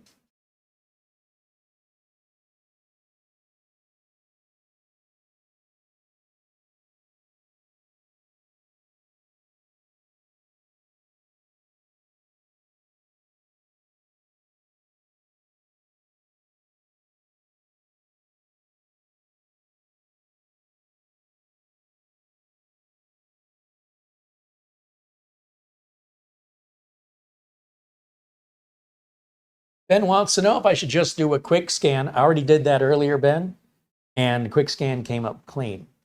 Because of some recent concerns, and specifically in regards to AceMagic, we want to be thorough. We don't want to play around with this because accusations have been thrown around, and I don't really care what anybody else says. I care about my own experience here, and I want to share that experience with you so that you don't think I'm paid off or some shill, but that I'm actually talking about an unbiased, realistic, and very real experience from which I derive my opinions. And I think when you join me on that journey, you will derive the same opinions I will. The difference is they'll be yours, right? It won't be for me to tell you what to think. And I believe you're probably going to come to the same conclusions I come to when you share the experience that led me to the conclusion. I think it's going to lead you to the same conclusion as well. What you find from other content creators is they've done everything offline. They've scripted, and they've got an agenda, right? There's an agenda, generally speaking, that they want to get across to their viewers. And we don't really know how they got there. We're just kind of taking their word for it. And it might be all legit, or it might not be. How do we know that they're not paid from a competitor, right? So in this way, this gives us each an opportunity from which to derive our own opinions from the exact same experience that's happening live, as though you were right here with me. And I don't know how you can get any more genuine than that with current technology. And that's why I do it this way. Larry Fairchild just became a supporter of the channel. Right on. Thank you, Larry. Steve Dodd says, please chapterize the video. Oh, yeah. Well, Google does that automatically in time, but perhaps Mara might do that if she has time for it. Again, with so much going on, I'm not quite sure people really understand how much time it takes to chapterize. Well, we're also trying to renovate Studio C, tear down Studio B, and I'm helping customers in my real life business. There's so much going on right now that type of YouTube administration is not a high priority on my list, especially for a free video. However, if that opportunity exists, and if Mara wants to do it, she's certainly welcome to, but Google will auto-chapterize this I don't know how long it takes, but it does happen automatically. David Graham contributes $5. He says, I'm updating the mini PC that he's got.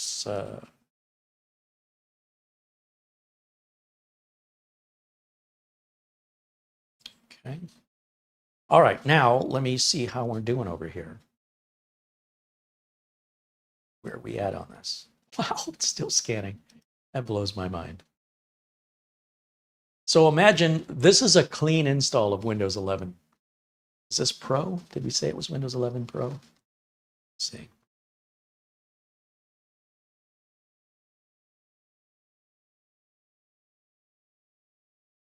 Windows 11 Home is on this. Windows 11 Home. But it is 23H2. I like to see that.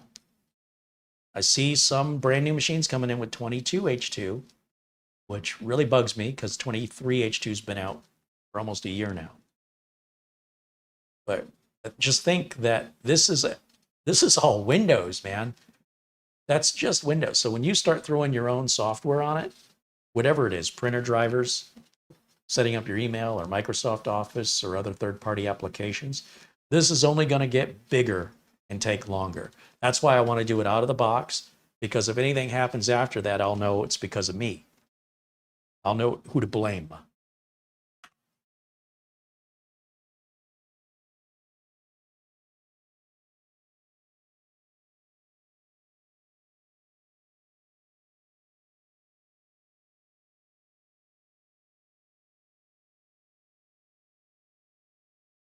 Paul Garrett says the scan on my computer takes 4 minutes. That's because you're not doing a thorough scan. And when this video, sorry, I'm getting a cold Gatorade. But what I was saying is when this video is done, you can go back and see what you've missed to understand why, because that's already been discussed and explained.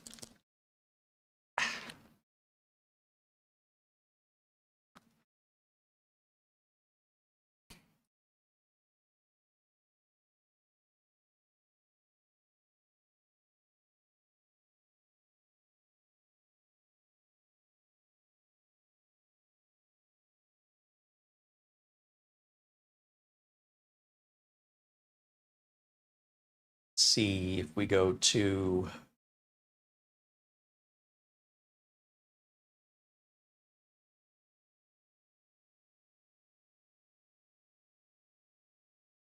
desktop.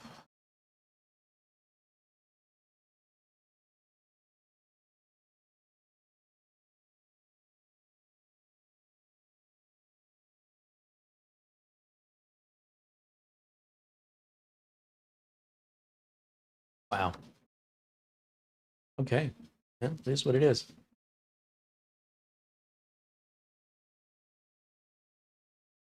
If you like content like this and you'd like to see more of content like this, be sure you hit that like button, that thumbs up button, and be sure and subscribe to the channel as well by hitting the subscribe button and turn on the bell notification to turn on being alerted through your email or how you choose whenever we post new content or go live.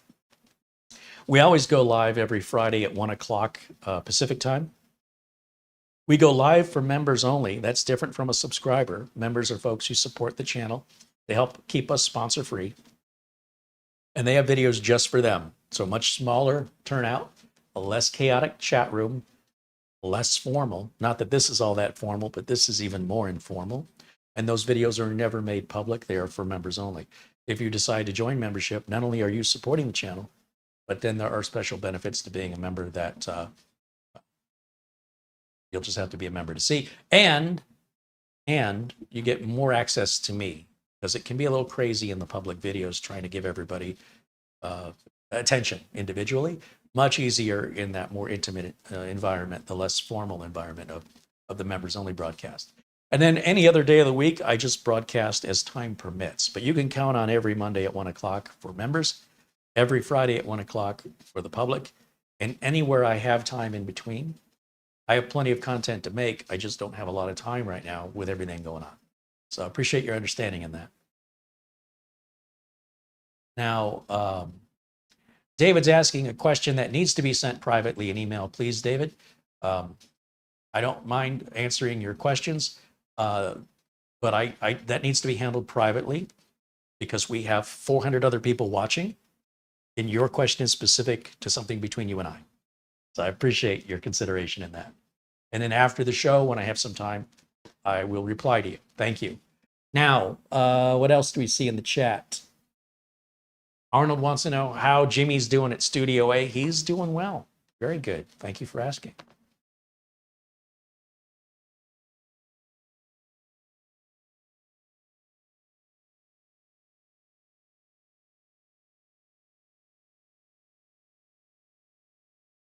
Oystein said he had about 350,000 files and it took about 40 minutes for his scan. He might have faster than a Gen 3 drive, though. That might play a role in how long this is taking the scan. Gen 4 drive could potentially double the speed of this. There's not often times you see much difference between a Gen 3, a Gen 4, or a Gen 5 NVMe drive, but something like this, and you may not notice it anyway, the scan's going to take a long time regardless. But, yeah, we're still going. Wow.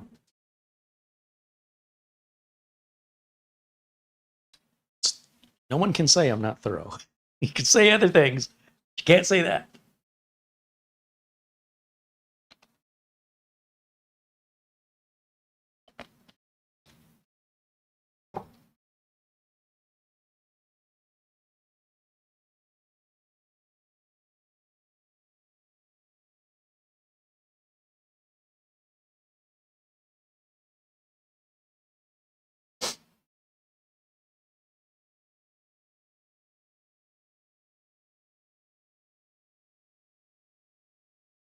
Just kind of looking at the chat here to see if I've missed any other questions. If you've asked a question that I haven't seen, feel free to ask that question again.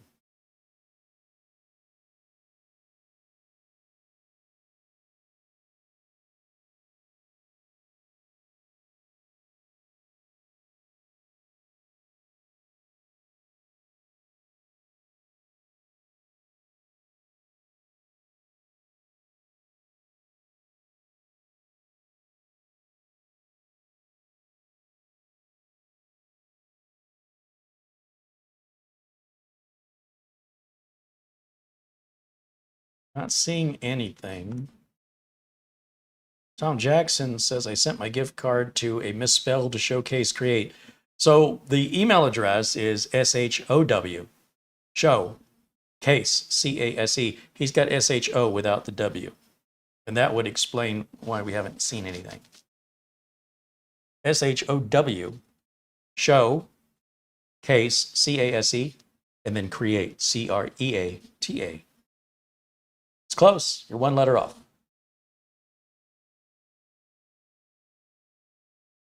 Thankfully, Amazon allows you to go in there and make those corrections, so it shouldn't be a big deal to make that change. Let's see if I go back over to this. Let me guess. It's still scanning. Well, you know, the important part is that we're getting 0 detections.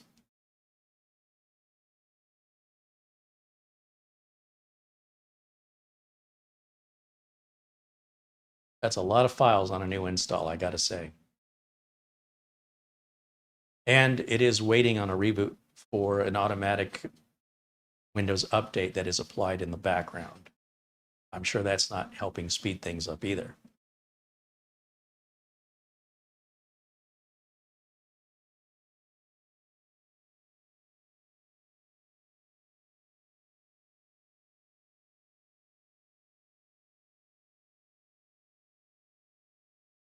Paul Garrett wants to know, is 970 gigabytes on a 1 terabyte NVMe drive bad? No, because the manufacturers say one gig, but Windows, when you look at the numbers, they're the same number. That 970 and the 1 terabyte, they're the same exact number. It's being calculated 2 different ways. But if we go back, for example, on any Windows computer, and we've discussed this in the past, and Theo Joe has a whole dedicated video on this. Oh, and look, our scan finished. Good timing. Good timing. So let's talk about the scan results first. Awesome. No threats were detected. View scan report. Beautiful. That's what we want to see. We scanned, how many? 304? No, 300. Hold on a second. That's too far away. 391,000 items. Wow. Yeah, so anyway, when you're looking at your drive space, there's going to be two different numbers. And I don't know why the programmers at Microsoft have done this. I think it's profoundly stupid and unnecessary. The programmers did not have to do it this way. But if we go to our C drive here, for example, and we right click and go to properties, and you can follow along on Windows 10 or 11, you might be looking at these numbers when you need to be looking at this number. This number right here is your actual capacity. Okay. And when you see this number over here, you see it on the right versus on the left. These are the same number. It's being reported two different ways. One is called gigabytes and one is called gigabytes. Okay, so if you want to Google that, Wikipedia, or search on YouTube for a deep explanation of why there's two ways of calculating size, Microsoft is showing you both sizes, but they're both the same size. Yeah, if I draw the number too small on a piece of paper, or they draw the number too big on a piece of paper, it's still the number 2. It hasn't changed into a 4 because I drew it twice as big. So it's just the way they calculate it. It's the same number. Okay? Okay. With that, let's go ahead and restart this computer so we can get these updates applied. Oh, pending install. This one says it's installing still. This one is downloading. Well, this is going to go on. Okay. Well, I'll tell you what. Let's just let that do what it's doing. And while it's doing that, let me grab my utilities. USB stick here.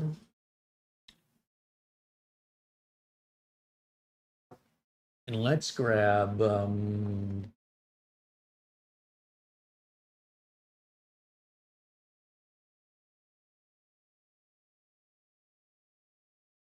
do I want? Grab CPU Z. And a bench. Whoops.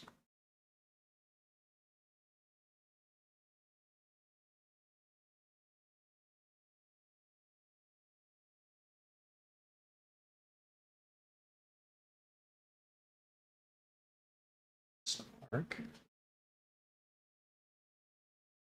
Hardware info.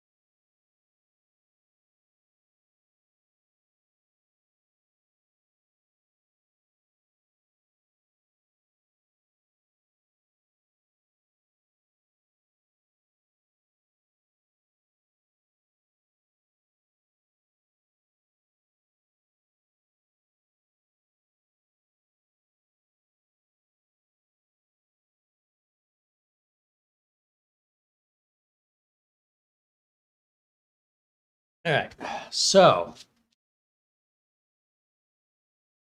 to do first.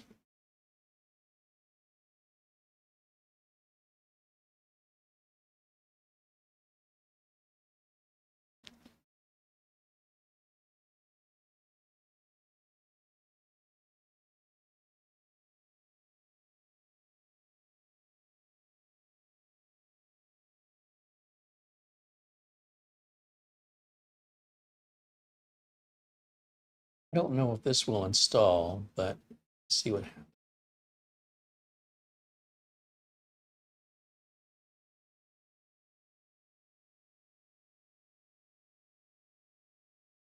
Should be that flash drive. Be able to eject that. I think I've got everything I need off of there.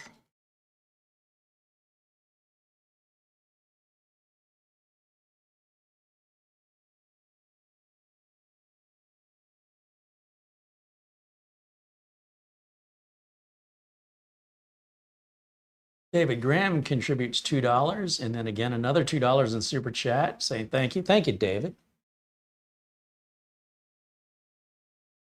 Okay. Next. Install. I don't know if this is going to work, but I want to try it and see what happens.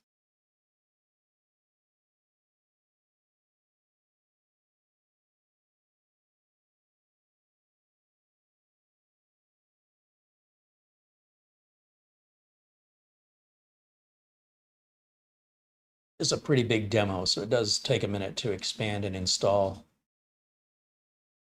Again, everything's live and in real time, so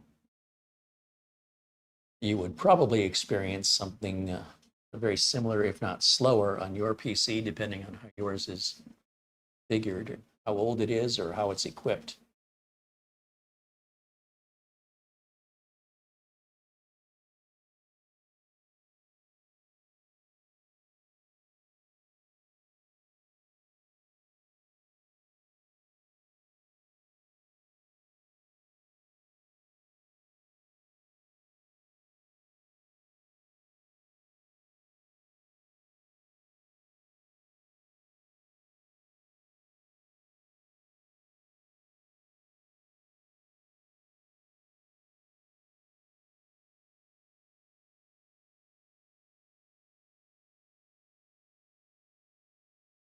Jose Lopez contributes $2. He says, hey, Carey, sorry I'm late. Well, we're glad you joined us, Jose. Thank you for supporting the channel, my friend.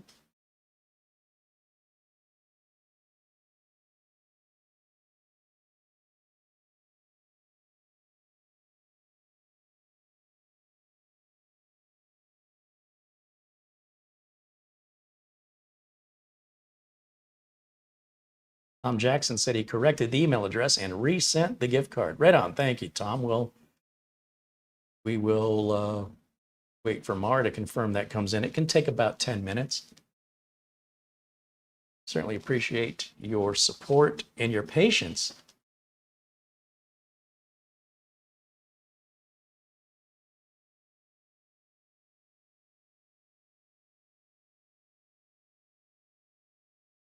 Oystein says, Atomic Heart Tech Demo. What's that? Well, hopefully I will show you. It's a big demo, so size-wise. It's not a long demo. It's just pretty fancy. And I recall I had an issue running it the last time I tried to run it, but I cannot remember why. So I hope I'm not just doing this for nothing. Peter again with a €1 contribution. Thank you, Peter, joining us from Amsterdam, Netherlands.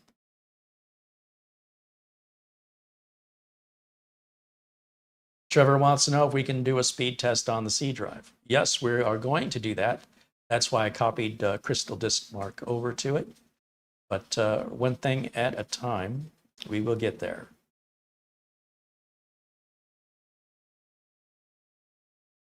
Remember, it is downloading and installing updates in the background. I think you guys are forgetting that. And that's definitely going to have an impact on performance. That's why a lot of times I prefer to do the malware scan and the updates before the video goes live. So those are the things that take the longest time. And then we evaluate it, because it's really not fair to evaluate a computer that isn't fully updated or maybe updating in the background, and that will have an impact on your performance.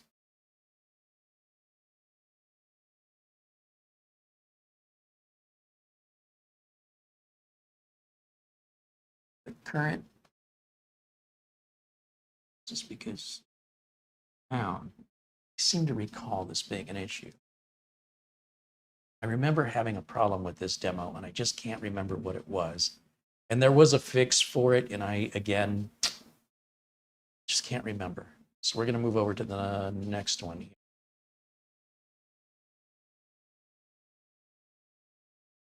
I don't know if it's a .NET framework you need to have or some prerequisite I can't remember. But in order to just keep this video moving, we'll move on to the next one here.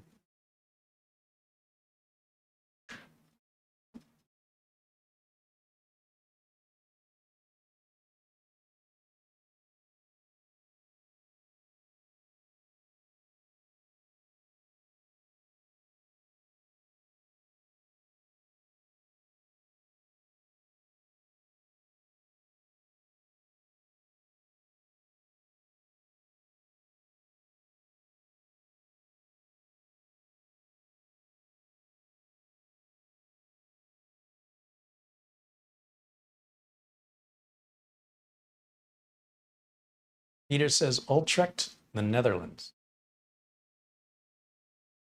Is it what? Utrecht.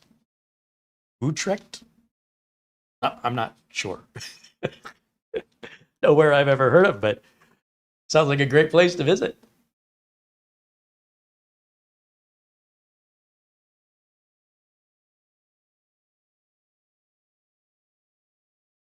I have not heard the fans on this thing at all so far. It is whisper quiet, so I don't know that we've really pushed it yet.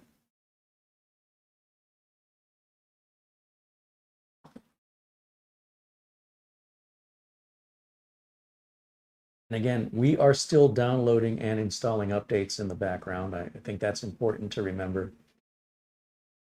And it is installed an update that it wants to restart. And pending that restart, we may not be seeing real performance, or rather our performance could be impacted negatively as a result of not restarting it. So just bear that in mind as we run this test in 1080 just to see what it looks like. And well, it continues to download more updates in the background.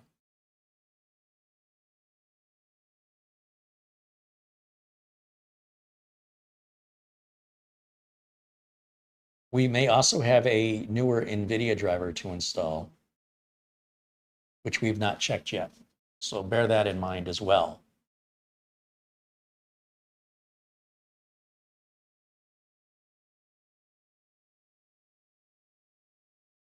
Elko says it's a beautiful city, Carey. Recommend visiting it if you're ever in the Netherlands. Oh, well, it's have to be put on the bucket list for sure. Peter says you're welcome always, Uncle Carey. If you visit the Netherlands, let me know. Do I need to do one of those Conan O'Brien must go specials where I surprise viewers by showing up in their country and knocking on their door? Who are you and why are you here? I'm calling the police. I can see it now.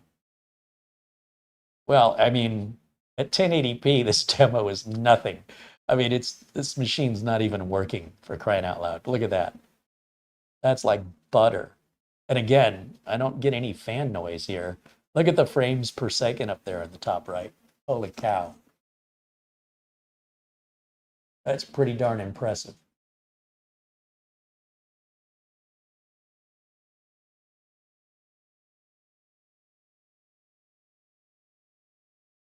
I mean, we're on a mobile GPU platform here. And granted, this isn't the latest and greatest graphics test, because those will generally bring any graphics card to its knees. But then if we use a newer graphics test, what do we compare it to? So you can see how this technology just continues to evolve. I am feeling some heat coming out of the sides, but I'm not hearing anything really.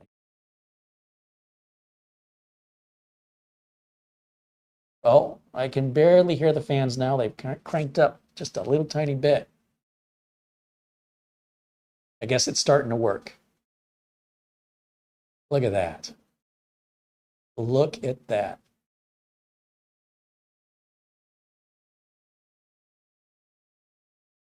No stuttering, no strobe effect. Everything's nice and easy, nice and smooth. Remember, my capture card will only capture 1080. So if I were to run this demo at 4K, I'd have no way to capture and show it to you without a different capture card. But clearly, 4K is 4 times the resolution of 1080, and it would definitely have an impact on performance. Oystein says, no noise? No noise? I mean, again, my air conditioner is running. I'm not hearing it above the AC. Okay, so, oh, that was 1080p medium. Okay, well, 17,715 is our result there. Good enough. Let's close that. What's going on with our updates? Are they installing? What are they doing? Wants to restart now. Let's go ahead and get that done. Let it put those updates in that it wants. And any further testing we do. I mean, there's going to be some more updates that have to take place in the background, but just FYI. It is a brand new machine. Anytime you get a brand new computer, you're definitely going to want to make sure you get everything updated. Drivers, your Windows operating system for sure. And that's why I'm so grateful it has 23H2 on it already. Windows 11 Home is all a home user needs anyway. Pro is a waste of time. You're not getting anything for Pro if you're your average home user. There's no benefit to it, none whatsoever. There's not a bigger memory limit. There's not a bigger storage limit. There's not anything faster. It is exactly the same with domain access, remote desktop, virtual machines, which again, you can do a lot of this with third-party software, remote access software, like Instant House Call, not remote, but virtual machine software. You don't have to use the stuff built into Windows. So a lot of people want to see that Pro version, but it's just a waste of money for most home users. So Windows 11 Home, you'd never know the difference. It's just some words that are throwing you like you don't have enough. It's psychological.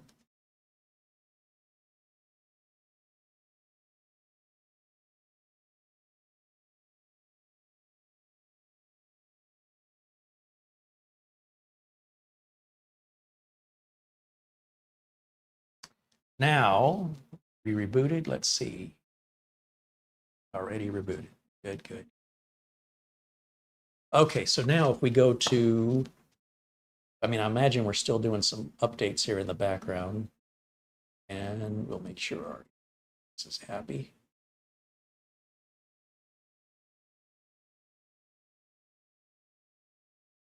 My attitude on this right now is not important, but it might be in the future. But for now, I just dismiss it. But we'll see how threats change online in the coming months.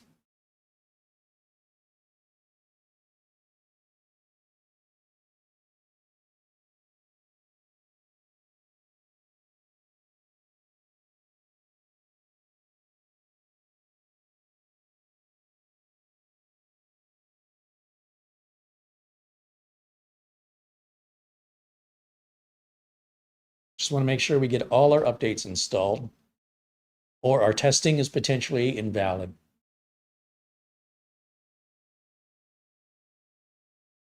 Now, keeping in mind, it's doing this in the background, which isn't really fair when we're running a disk benchmark.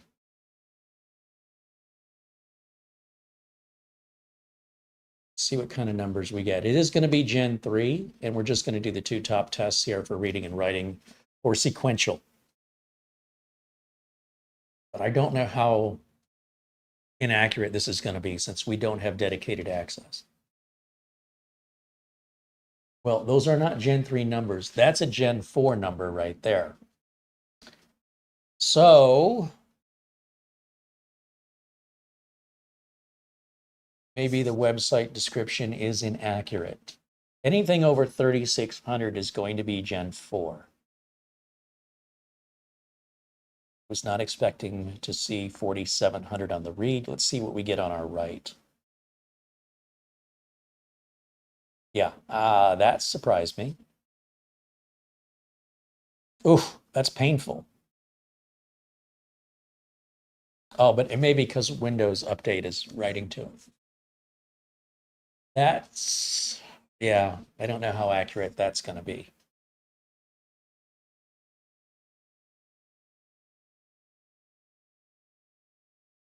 Oystein wants to know if it can be heat issues.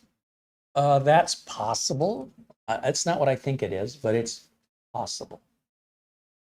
Your write speed will typically be a bit less than your read speed by 500 or even 1,000. It's not normally half, but we are writing to the drive with Windows Update in the background, which could be which is a factor. I just don't know how big of a factor, and that's why these tests are sort of invalid if you don't have dedicated, isolated use of the drive.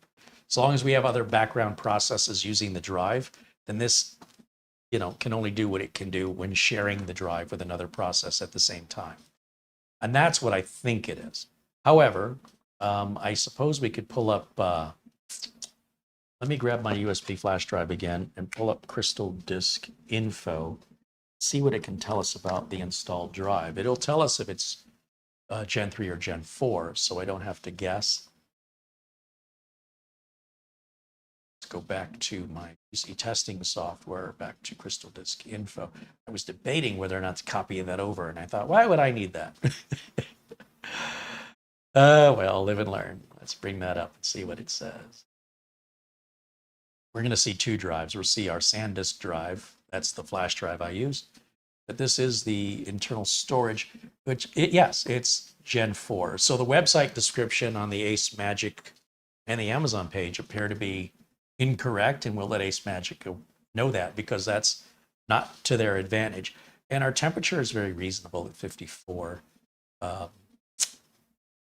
Power on count, power on hours, that's all expected on a brand new build. They're low. And I don't know who the manufacturer is here. I don't know what RS1DOT is, but we can open it up and take a look and see what's going on inside. But yeah, I mean, we're still installing and downloading. Obviously, when it's downloading, it's saving the downloaded information onto the drive. And when it installs it, it's installing onto the drive. So regardless of where it is in the Windows Update process, it is writing to the drive.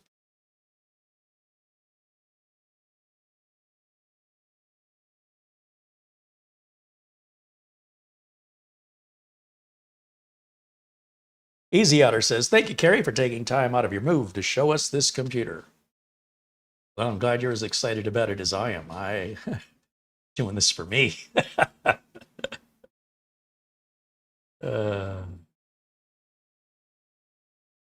Peter said he'd found that Windows 7 Pro worked better with me in Windows 7. But since Windows 10, the Pro and Home version differences went away. This is true. Yes, there used to be a reason regarding like how much RAM you could have and stuff like that in Windows 7. But yes, that went away in Windows 10 and 11.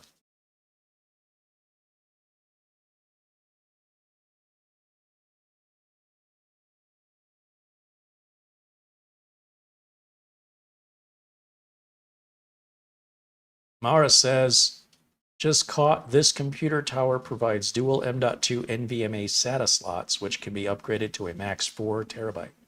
I wonder if that's accurate. We'll find out.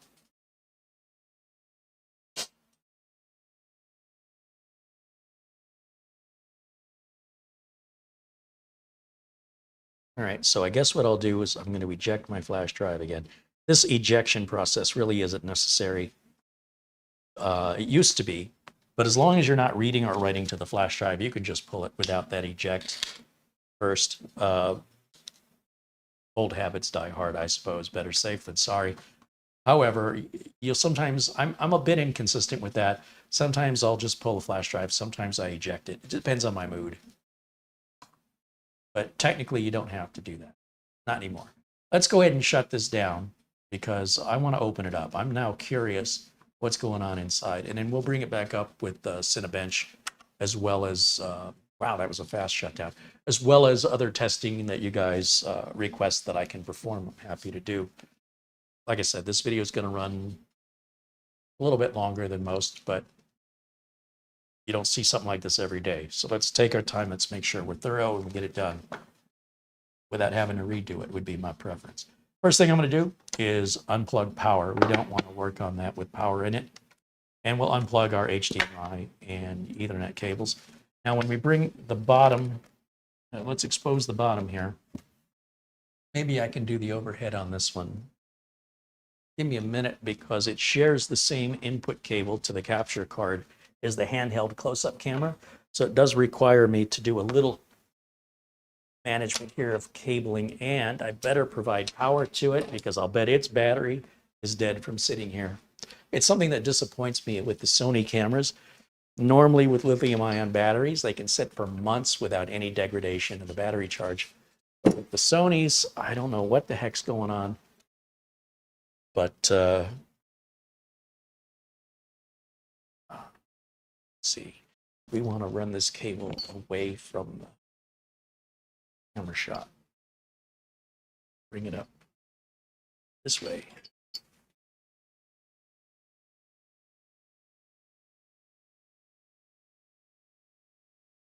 And we'll do the same thing here with USB power.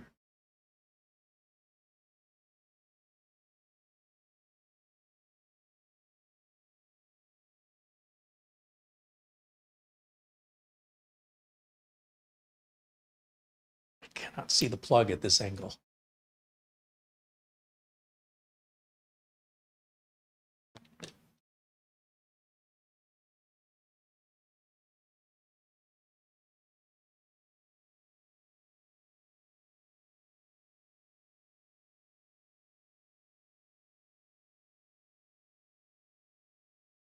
See that? Show you how all the tricks are done. How the magic happens.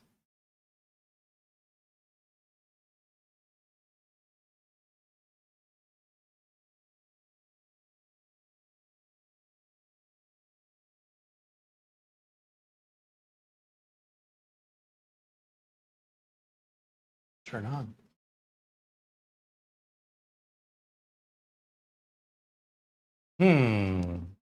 It's possible my battery is so dead it won't even turn on. I might need to let it. Wow, that's pretty bad. I've never seen it not turn on before. So let's keep moving forward and let that charge for a couple minutes, and we'll come back and check it. Let's get it out of the shot.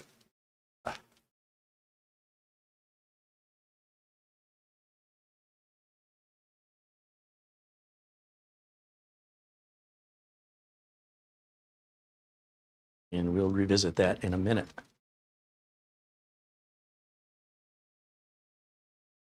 Yeah, that's exactly what it was. That battery was so low, it wouldn't even turn on until it had a little bit of a charge on it. Let's see if I can adjust this and make this work. Bear with me for a second. It's going to need to be framed in.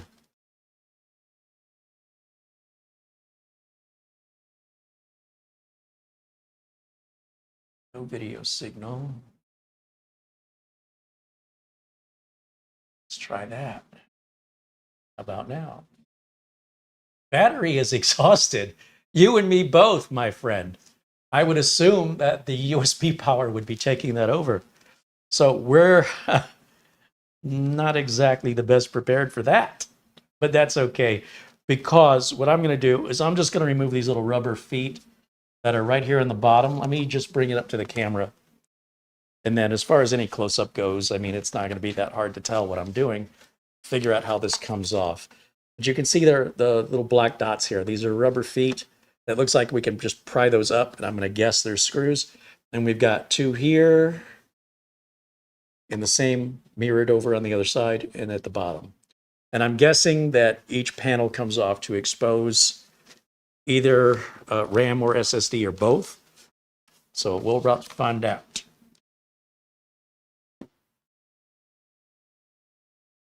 Now, when it comes to pulling these up, they're kind of recessed a little bit. So probably like a little pointy object. I have these little probes or dental picks that might be just the thing for the, oh, yeah, it just comes right off. Beautibus.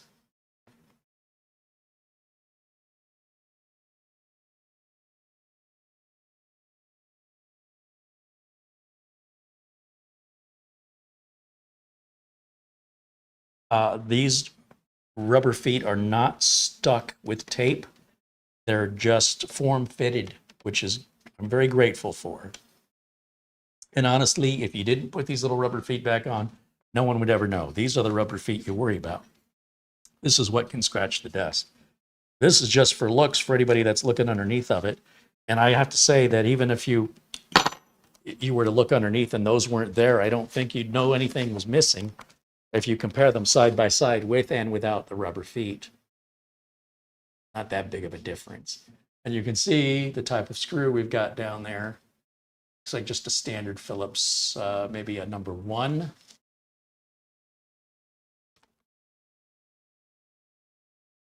You know, the stand works the other way to hold it up while you're working on it. That's kind of nice.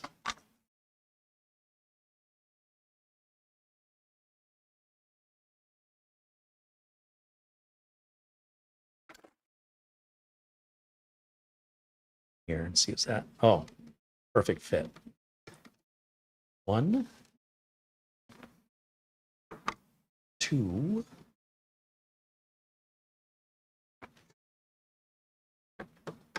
3, and 4. No jeweler screwdriver needed. No specialty Torx bit needed. Thank you, AceMagic. Now what? Does it just lift up? How does this come off?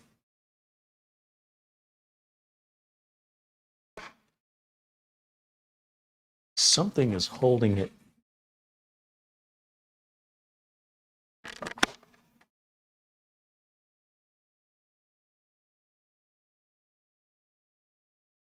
There are some clips, but something is holding it on this side. What could that be? See if I'm missing any screws on each side.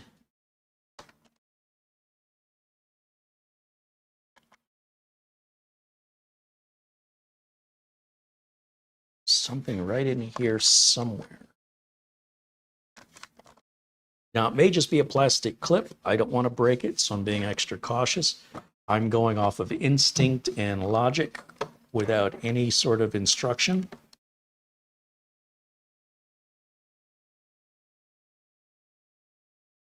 And that way, if you get one, I will have done the work for you.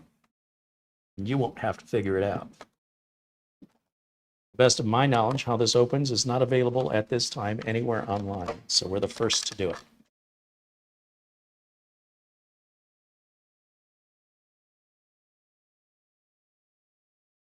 My concern is there's another screw, and there is a screw right in behind this plastic. I'm not quite sure how this plastic comes off. So there's an order of things, right? Sometimes something like this may have to come off to get to an exposed screw here. Other times this piece has to come off first. And that's a problem when we don't have any. When we're the ones doing it first, we got to figure this out. Because if that screw right there is going through this, that would be holding that in, preventing us from taking it out. And if I force it out, it'll break the plastic and it will never sit right again. If it's just a plastic clip that's being stubborn, I certainly don't want to break the plastic clip. And that screw may have nothing to do with this whatsoever. In fact, it may be impossible to take this front cover off without first removing a bottom panel. I just don't know. So it could go either way. I was hoping with those 4 screws removed, this would just pop off.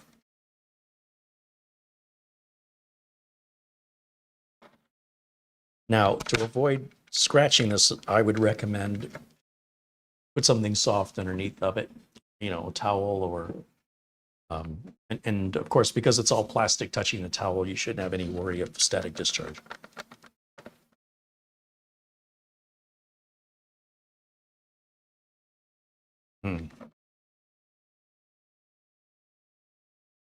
Makes me nervous. Can you tell?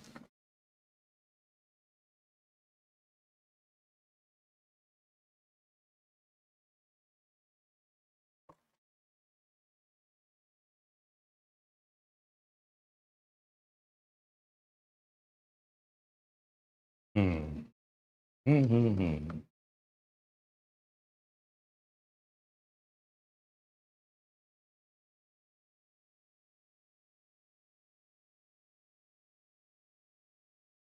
I think we are going to go ahead and remove the other side. Since everything's mirrored on the other side, I want to see if the other side is as stubborn. Knowing me, first side I pick is the difficult one. There is, however, a visible screw behind that panel on the front, driving in equally on both sides, which could be holding this in. I just don't know.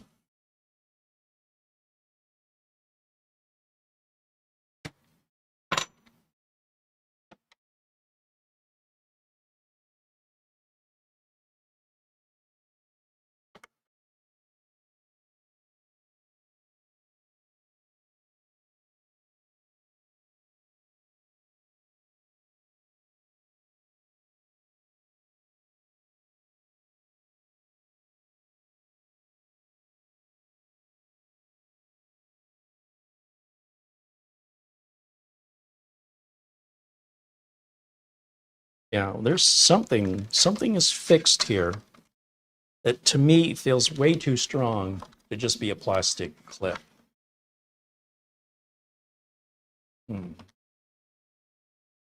I just can't see where it's hidden. There are no other screws that I see anywhere on here.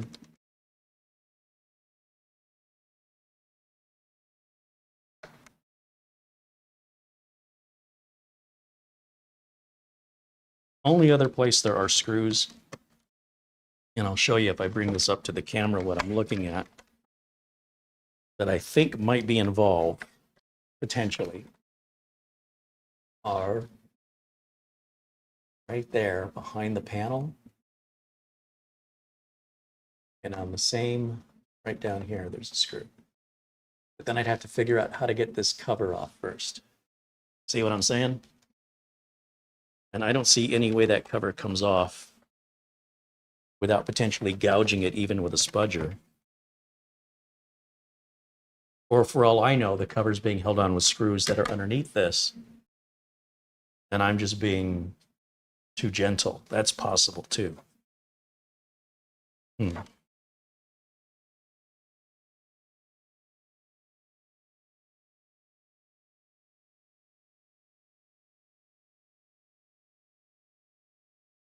But the ease with which this side comes up is pretty obvious. And then it gets stuck, like something is really holding on to it. It does wiggle.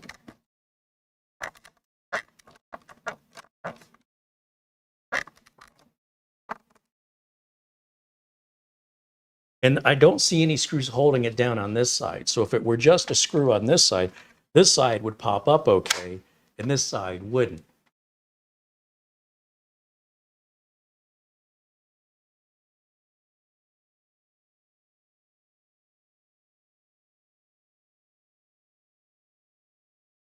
The only other possibility I can think of is there's something underneath this rubber foot, like a long screw going in like that, which to me would be overkill.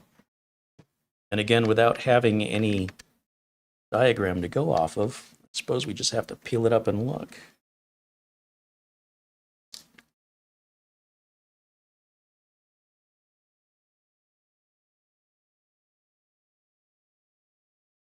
Oh, I'm already... So one of the reasons I don't like peeling up the rubber feet is sometimes the double-sided sticky tape sticks. Oh, hello. We do have a screw on the... Coming from the back of it, there is a screw right through here. Would you look at that?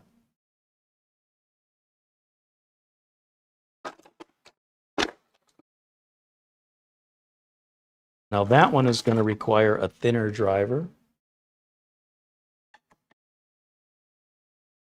Hold on a minute. Wrong place, Carey. There it goes. Wow. Wow.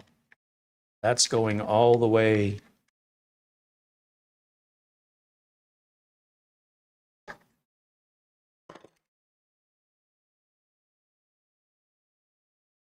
Did you see how far in that went?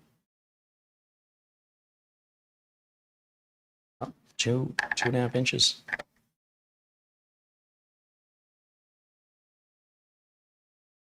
So my question is, why is there not the same thing on the other side?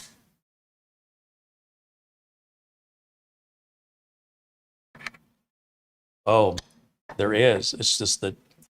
So remember I said the tape can come up, or the tape rather can stick to the unit rather than to the foot, and I think the tape stuck, and that's why I didn't see it. Kind of bummed out about that, to be honest.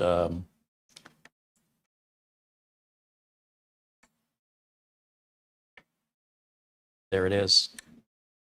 There it is. Right there. Glad I didn't use a lot of force taking it off. Woo! Okay. How are we doing now? Did I get them all the way unscrewed? See, this screwdriver is not magnetized. I really should be using a better driver for this. Or maybe I could just magnetize this one.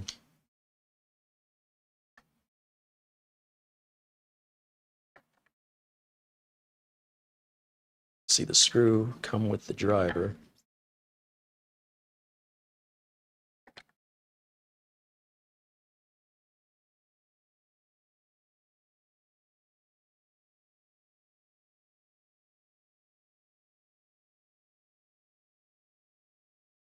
These screws aren't coming out.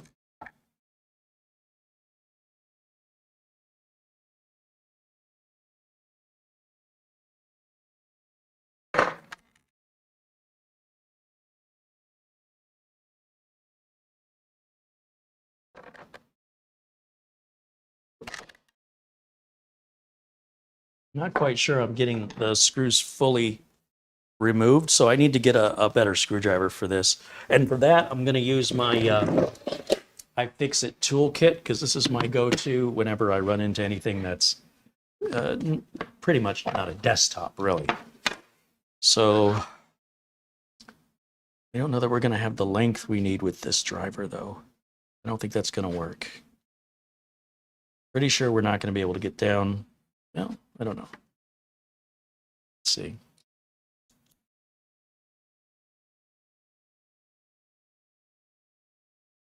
Yeah, not going to happen. That's not going to work.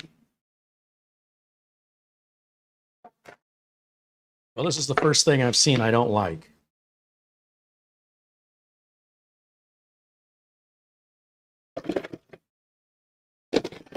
See if we have any luck with a precision driver set.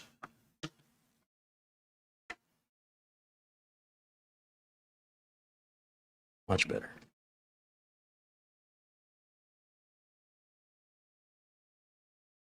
And the screw came out with it. Good. Now I know it's out. Let's do the same thing on the other side. It's the same size screw. There's nothing different about it, so it's just in there pretty deeply.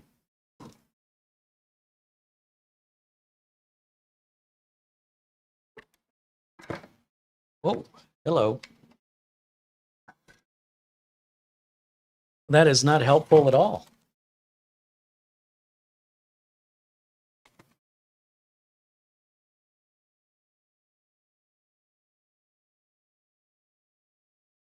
Now we do have two more screws here and here.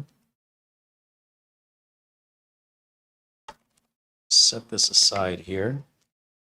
What are you guys saying in the chat? Lawn Dog has what appears to be a page for us from AceMagic in Germany. I don't see how this page helps us take it apart. Am I missing something?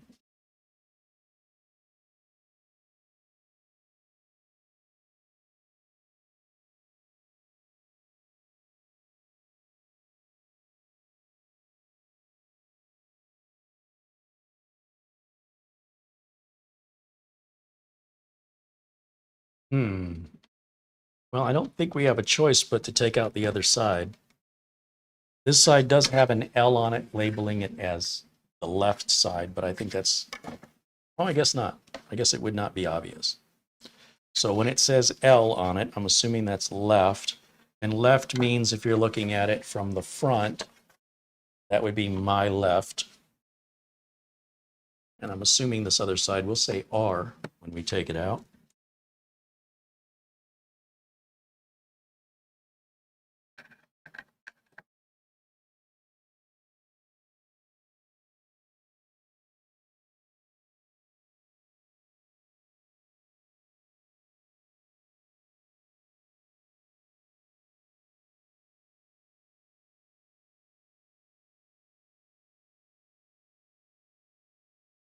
Same thing here where the rubber foot is sticking to the unit.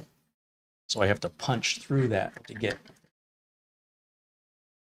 I know there's a hole underneath that's covering.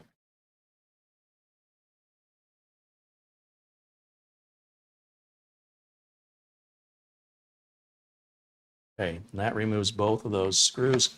So 6 screws per side. And yes, this has an R on the bottom of it. Oops. I think I just dropped a screw. That's what the underside looks like so far. And if we take a look at the underside of this, you can see we have a couple of screws holding this whole back panel on here and here and here, etc.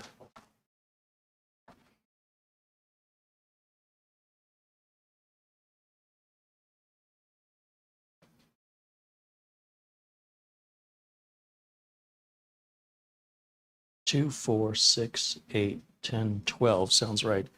So what did I hear when I set this down?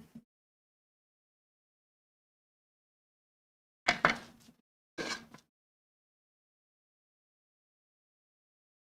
don't know what that was. I heard something fall off the side of the desk. What that was. All right, moving on.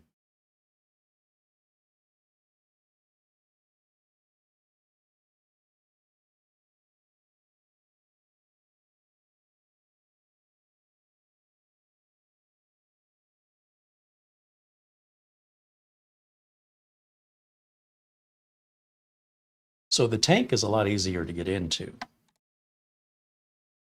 No screws, no tools are required to get to access your RAM or your storage on the tank. So there is a price for the aesthetic.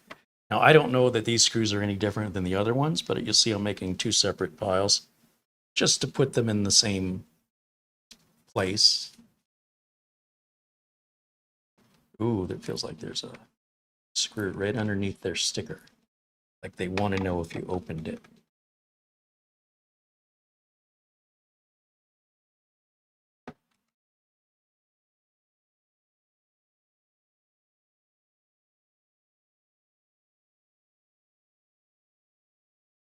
What I do is I push down on the stickers and I feel if there's a hole underneath, and there's a hole right underneath that.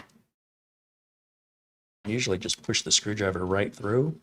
If it bites onto something, it'll pull the sticker up. There we go.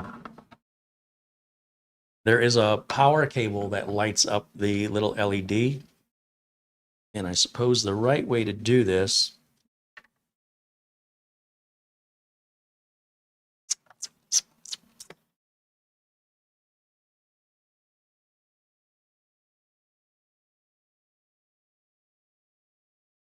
see if I can get that overhead camera running now that it's had some time to charge up.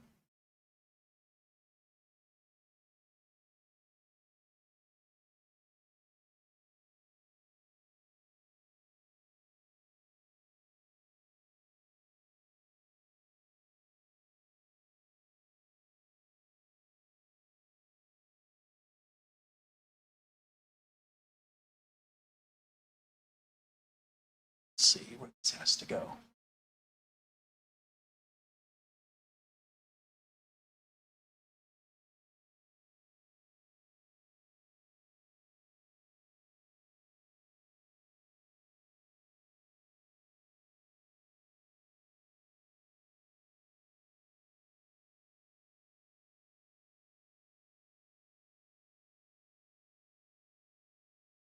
Something like that. So when I lift this up, there is a power cable right underneath here that comes out. But I feel like we're on the wrong side. Like usually where the fans are is the underside, and typically your RAM and storage will be on the other side of the board. I do see our Wi-Fi card right there.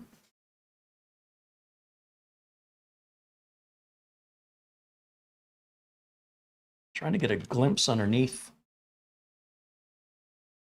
I think I am going at this backwards.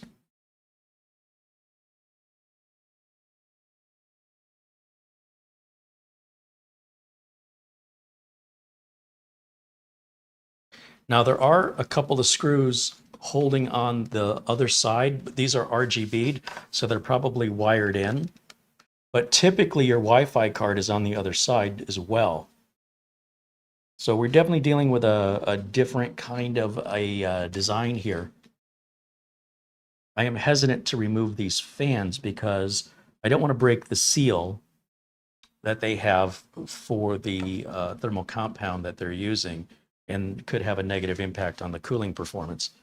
So I'm going to grab a little flashlight and see if I can look underneath these fans without removing them, because I'm going to guess the CPU and GPU are underneath those, not our RAM or storage. Like I say, typically the RAM and storage are going to be on the other side.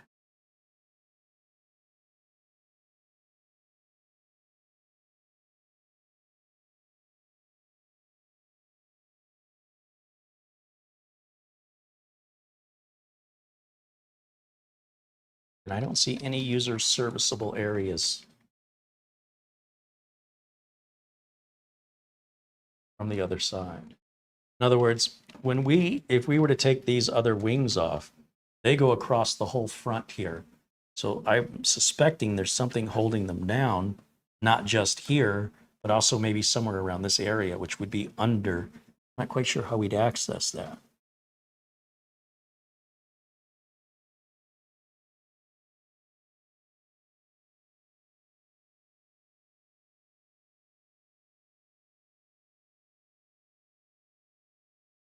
You see a screw here and here.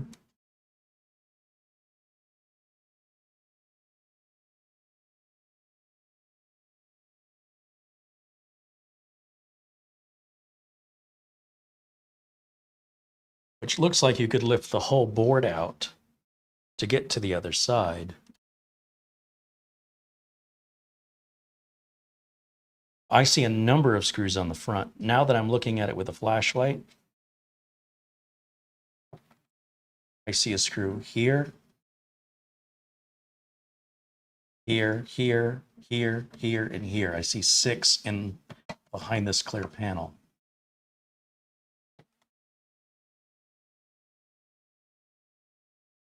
One, two, three on this side, same on the other. You can see where it clips in here and here.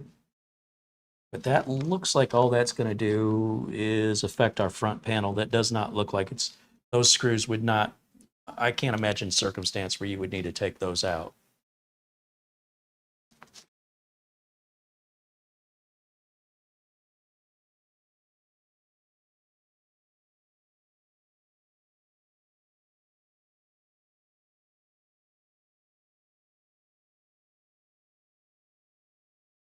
I am baffled, guys.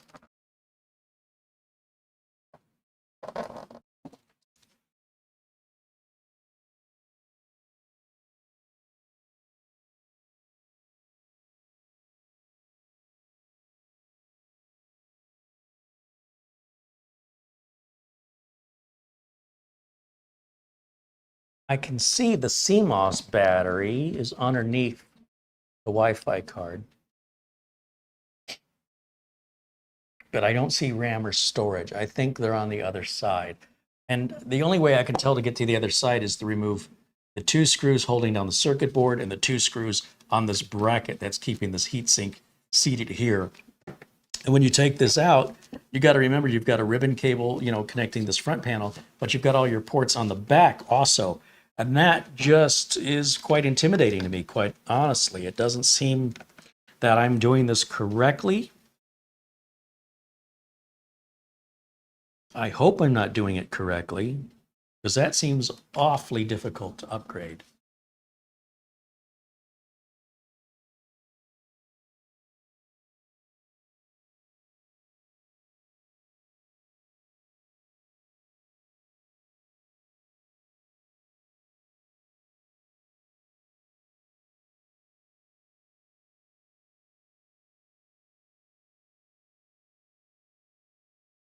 I don't see any RAM sockets or NVMe sockets underneath these underneath these fans. There could be there, and I'm just not seeing them. But that's still, first of all, it would be an unusual location. and it would still be quite difficult. That'd be a lot of screws to get to just to do a simple NVMe upgrade. So I don't believe that's what's happening, but I could be wrong.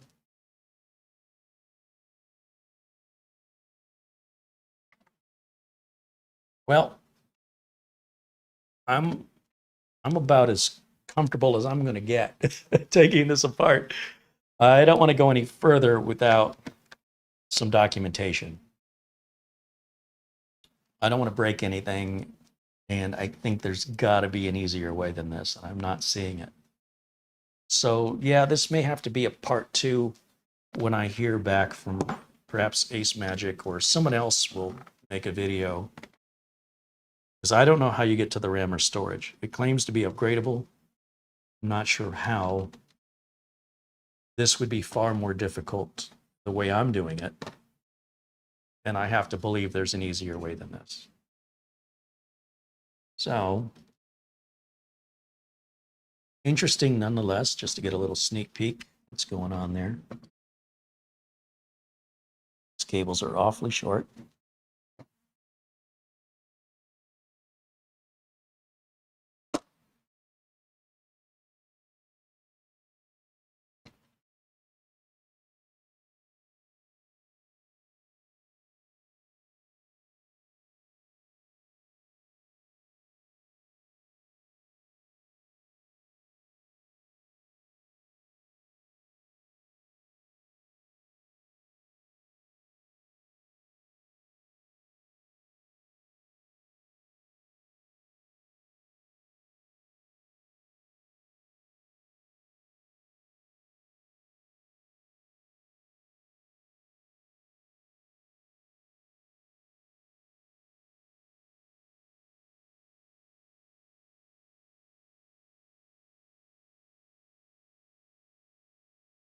That's a real challenge. I know you're not seeing much here. I think we're going to go back to camera 1, because I am trying to figure out which direction this cable goes back on. Very tiny.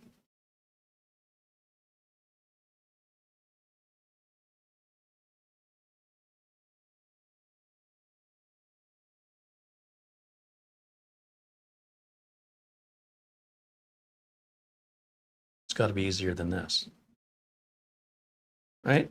It must be.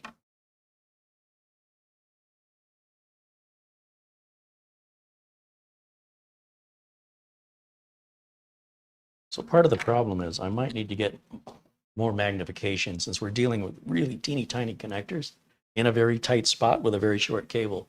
That's why I don't want to take it apart any further, because there'd be more of those I have to take off. And then if that's all unnecessary because you're supposed to get at it a different way, yeah, I don't want to even go down that road until I know for a fact that's the right road. And even then, it's decked out really well with the RAM and SSD. But the Tank 03, like I say, you just pop the side off, no tools required. So keep that in mind if that's important to you.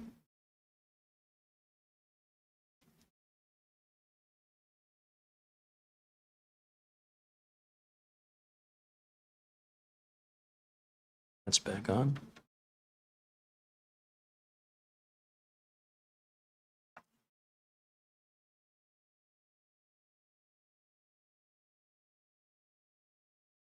Those magnifiers can be put back.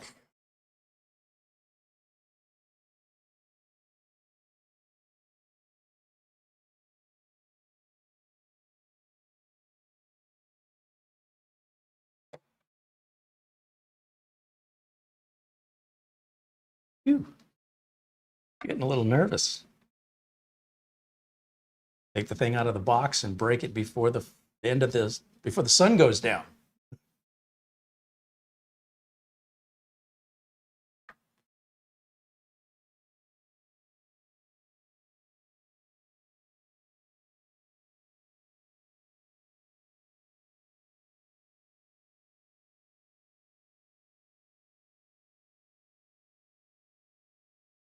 You don't want to tighten these too much. You know, you don't want to crack the plastic. It's not got to be watertight. So you just right till they're snug and stop.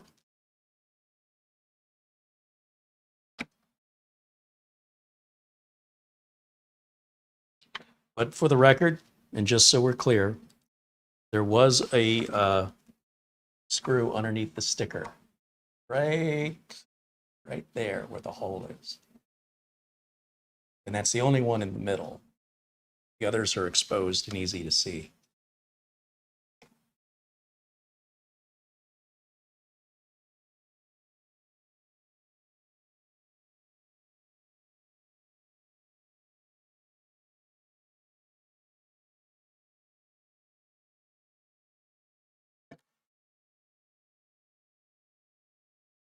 Clicks on. That should be the left. This should be the right.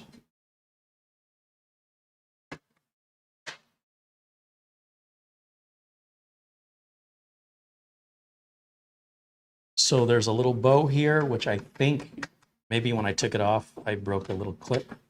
And it may have been what I heard bounce off the desk. The screws will secure that down. And then, of course, the pressure on the feet will keep it down as well.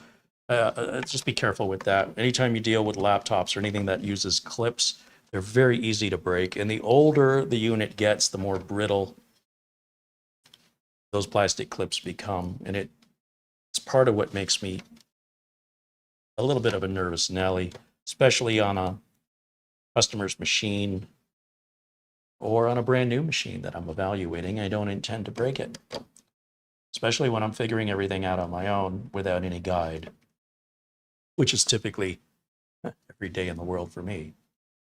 With customer machines that roll in, you rarely see the same thing twice.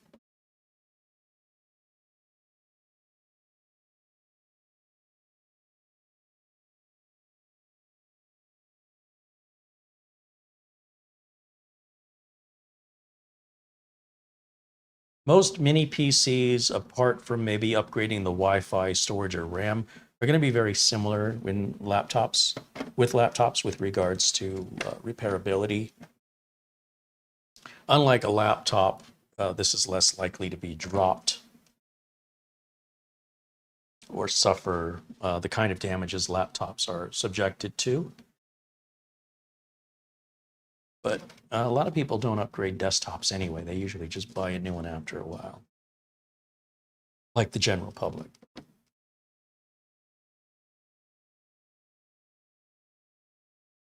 Two, three, four, 1, 2, 3, 4.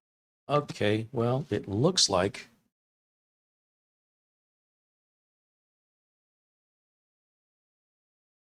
oh, I see. I was gonna say it was looking like I was missing a screw, but they're all there. Put our little rubber feet back on.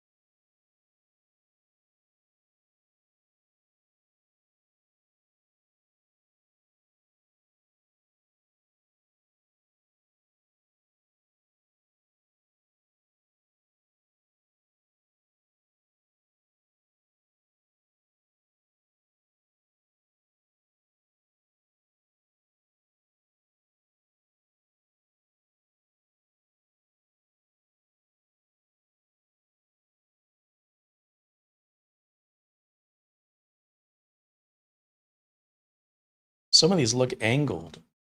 So it looks like the angled ones just a little bit different to go here onto the sides if you want it to be completely flush. And you can tell because this one's not lining up correctly. I didn't notice that when I took them off. But yeah, there's a little angle to these feet that go on this angled side.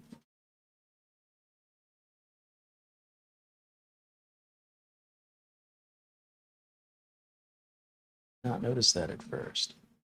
It's got a little groove in it too, like it's supposed to seat into something, but I can't tell.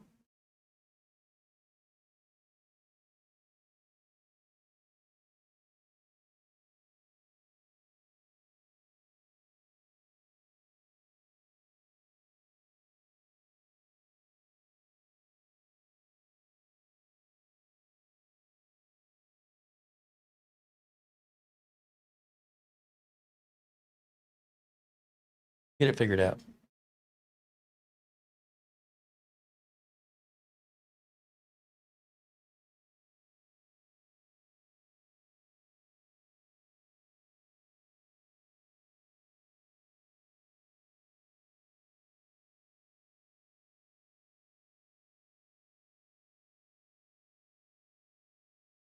Okay, one's missing, Carey.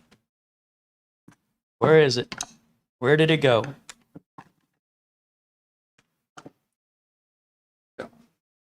Maybe that's what I heard fall off the desk. Well, let's keep going.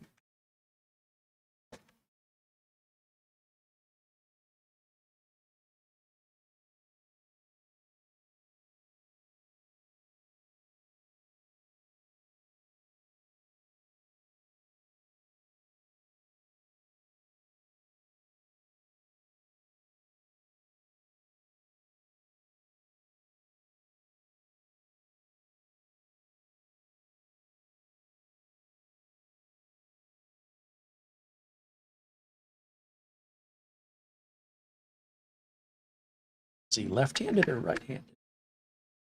Nobody knows for sure.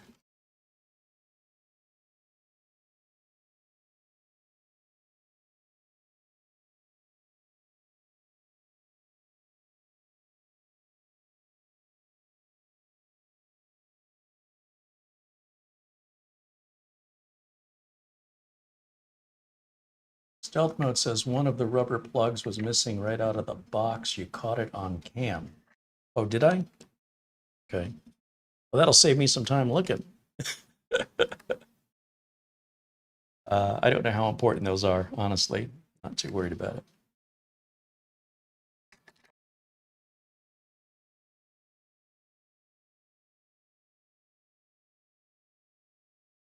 Again, don't over tighten those.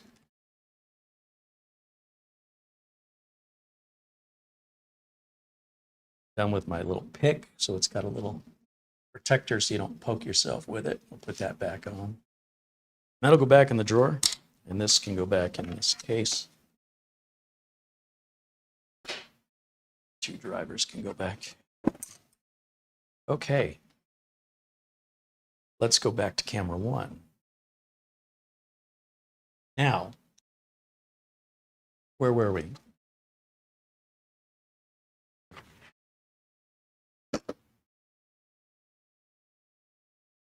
Oh, I found a rubber foot on the floor. I think I found it.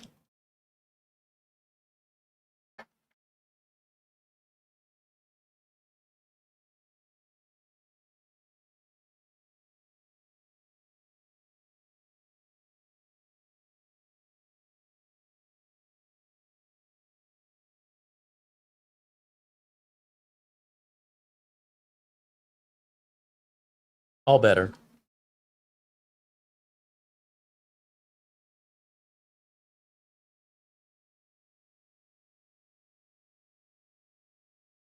Find out you just push something down and the top pops off. Just checking. You never know. No idea. All right, let's make sure we didn't break it. Sure we didn't break it.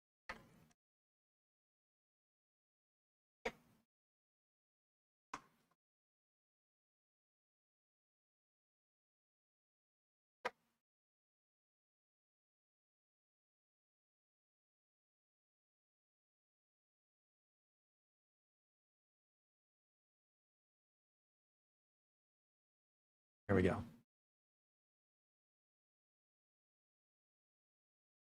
Ooh, that's a fast boot up if I ever saw one.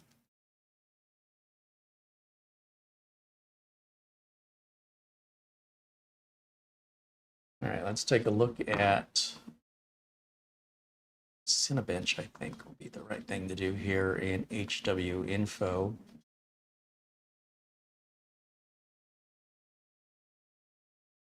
Again, it's going to be automatically grabbing those missing Windows updates in the background, and we really should allow that to complete.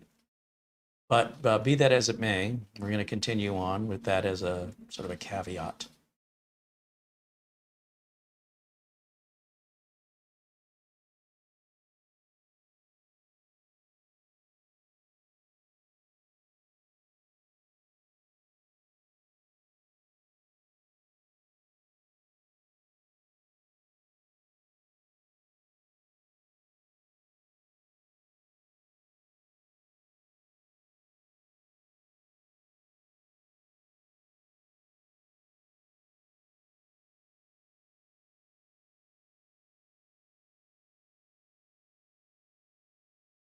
Also listening for any fan noise.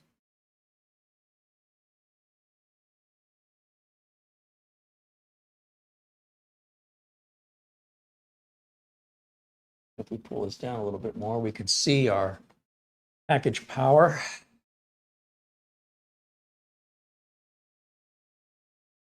GPU clock.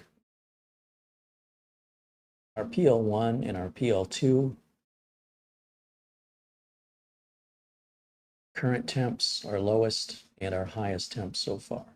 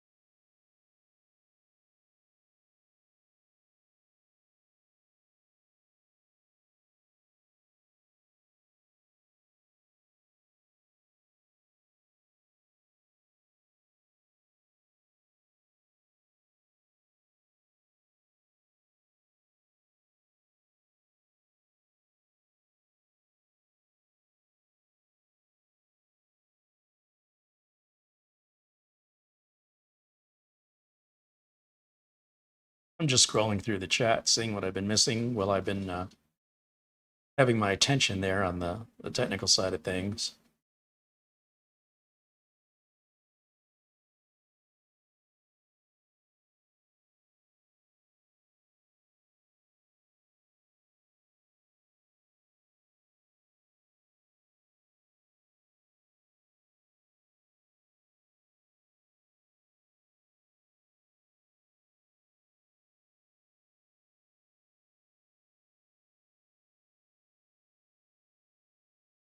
Thank you to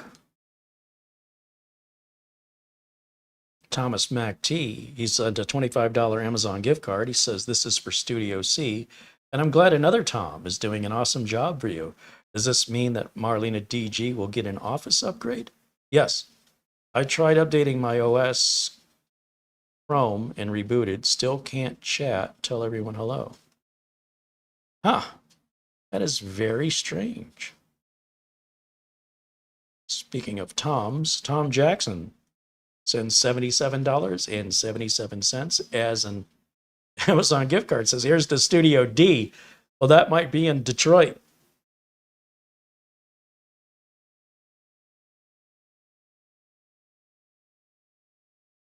Actually, no, if I go back to Michigan, or when, likely in the Grand Rapids, Studio G, GR.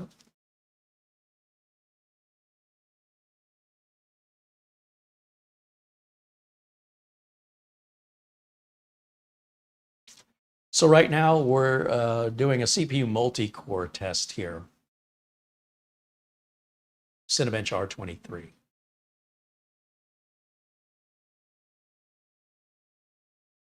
Mara says, Thomas Mac T got chat working. Right on.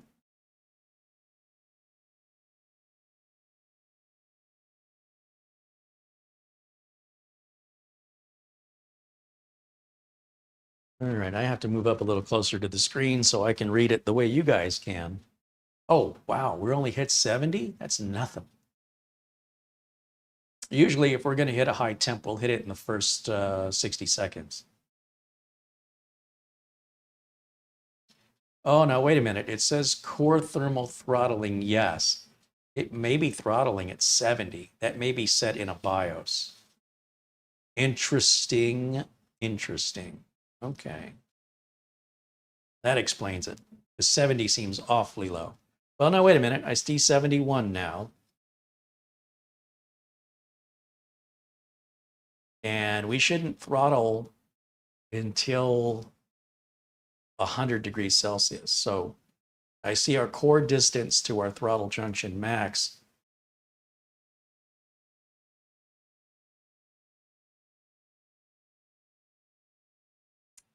That doesn't make any sense. CPU packages hit 75 degrees Celsius. So maybe not a 70 degree setting in the BIOS. I'm curious about the whole core thermal throttling saying yes. Not sure when that happened. But as long as it's not crashing or overheating, I don't mind that. Just curious about it.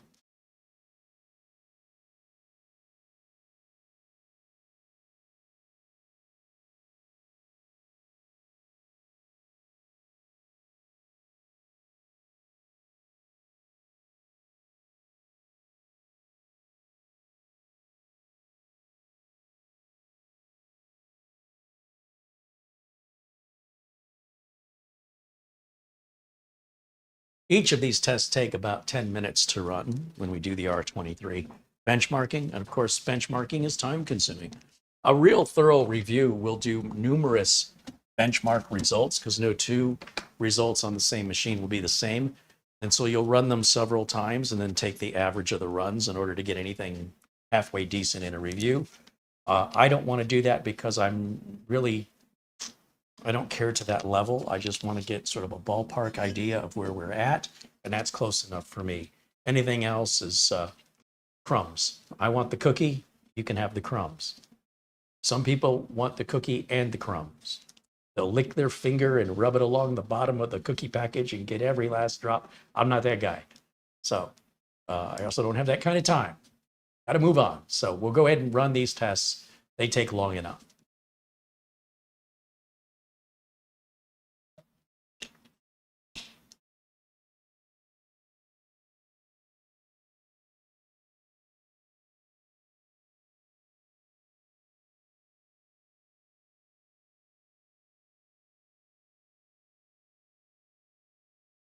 Oh, I feel some heat coming out of the back of this thing. It's clearly working.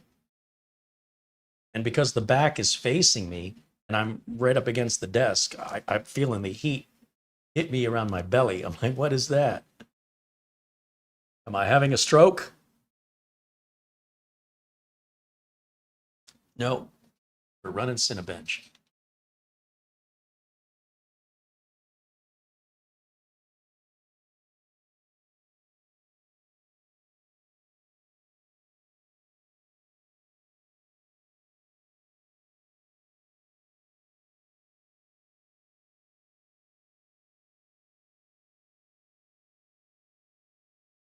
So Mara has sent me a photo that shows the M.2 and the RAM underneath the top wings, which is where I suspected they were. I just have no idea how to get to them because the picture does show the power button in the middle, but it must be an easier way to get to these.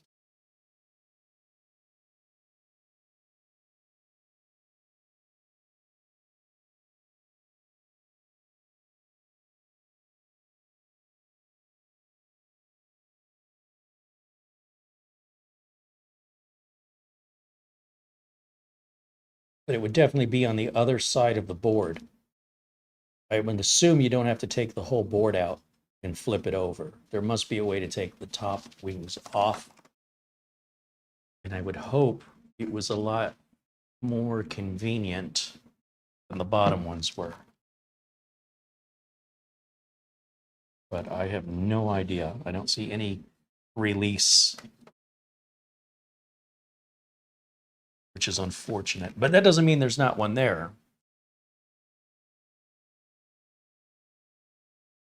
I'm just not seeing it.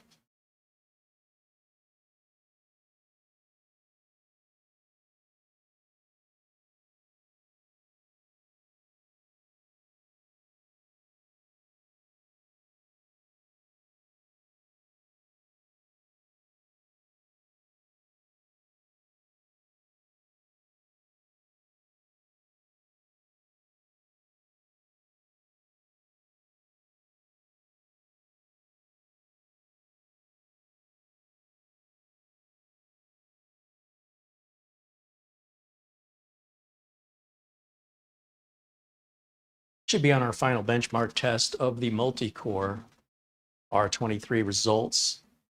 Max temp so far, I see 73. And a max CPU package temp of 75. I'm happy as long as we're at 85 or below. So once this test completes here in a few seconds, we'll do the single core test. And that'll be another 10 minutes once we start the single core test.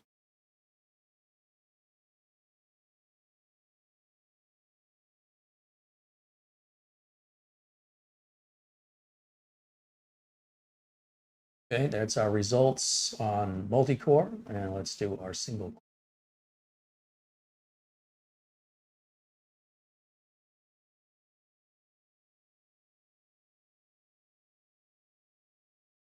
It intentionally runs for 10 minutes to heat things up, and then once things are nice and hot, then it runs the actual benchmark. That's how the folks at Cinebench designed this, or the folks at Maxon, that's how they designed it.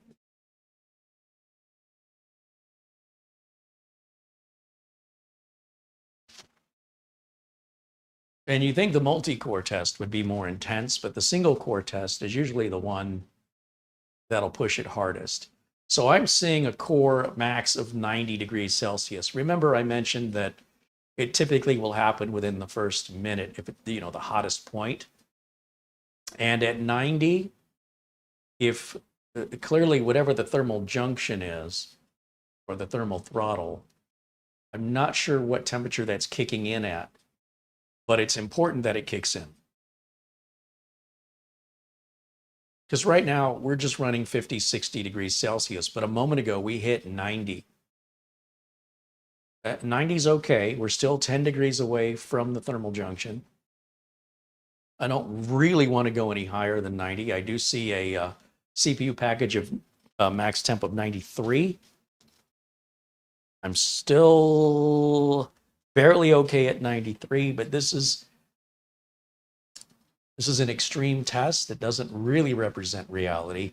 And as long as it can pass this okay without, I mean, if we're going to hit 97, 98, 99, I probably won't run this test on it anymore, but we'll see. I think we're through the worst of it, and everything else should be cake from here forward. But time will tell if I'm right or not. The numbers on the left that are highlighted in blue, that's our current temperature. And then the numbers I'm looking at, if you look at the top, you'll see current, minimum, maximum, and average. I'm looking at that maximum. That's our peak, but that's already passed. And we know our cooling system's functioning.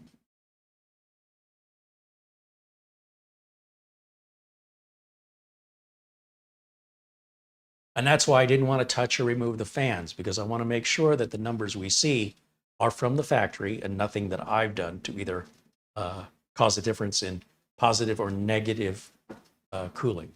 It likely would be negative, honestly. I can't emphasize enough how important it is that you don't break the seal between the heatsink and the CPU unless you really know what you're doing. And even then, I wouldn't do it on a brand new machine. After a few years, if you think it needs a repasting or something, but there's really nothing to fix here. It's running as it should. I'm not worried about this yet.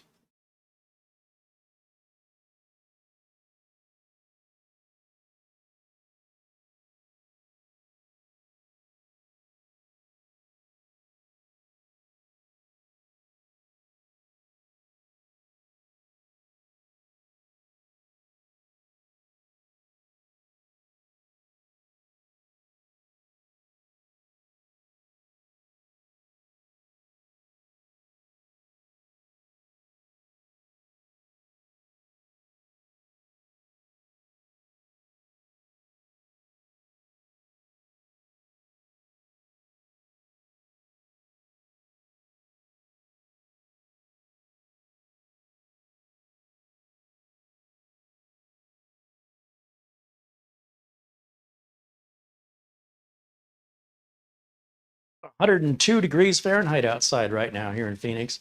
We're going to be 110 this time next week. It's just going to keep growing from there.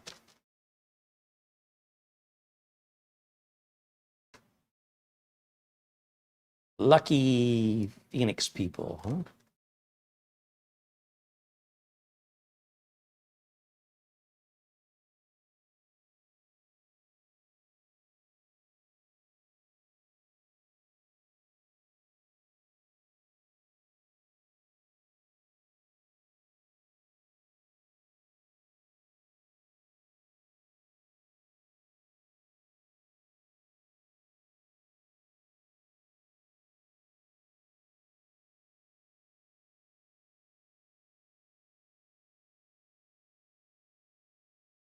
(92°C maximum. 92. And a CPU package max of 93. So when it comes to these mini PCs, no differently than desktops, I don't like to see anything over 85 max. However, as a gaming PC that's designed to be pushed hard, keep me below 95.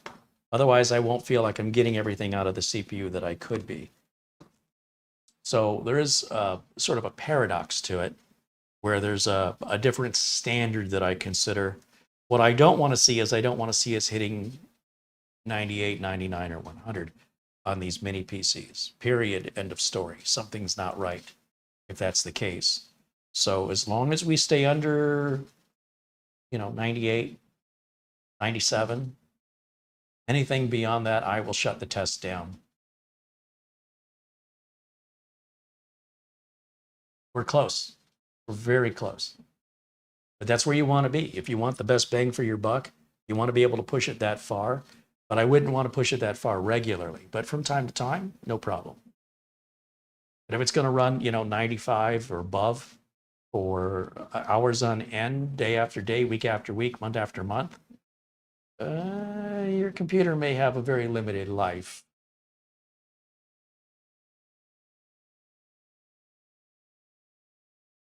But 95, 96, temporarily, that's okay. Hey, there's Frankie B joining us. Welcome in, Frankie. Good to see you.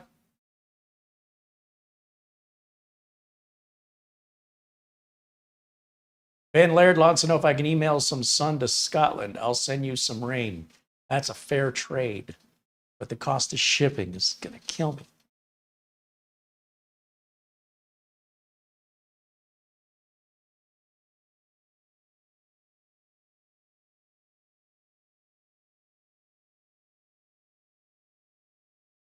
So again, it'll do that countdown to warm everything up for 10 minutes and then run the actual benchmark if you're wondering what that clock is ticking down there on the upper left.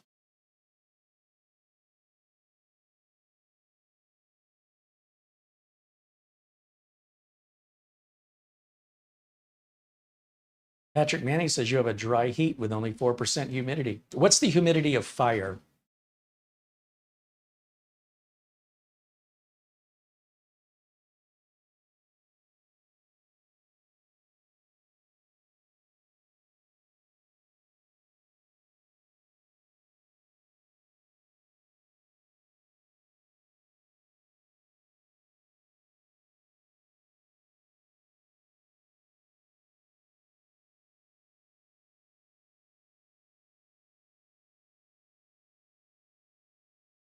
Okay, about a minute, 50 seconds left on the warm up. Still looking at a maximum 92. And a CPU package maximum of 93. Whew. This CPU does have 14 cores and 20 threads. It is Intel's 12th gen flagship consumer processor. There is, as far as I know, no higher end 12th gen processor, mobile processor available. You'd have to go to 13th gen. And then I don't even know what the 14th gen ones are out yet. The desktop 14th gens are out, but I don't know if the mobile 14th gens are out. Maybe. Can't stay on top of everything all the time, man. Give me a break. Get some slack. Okay, almost done with this.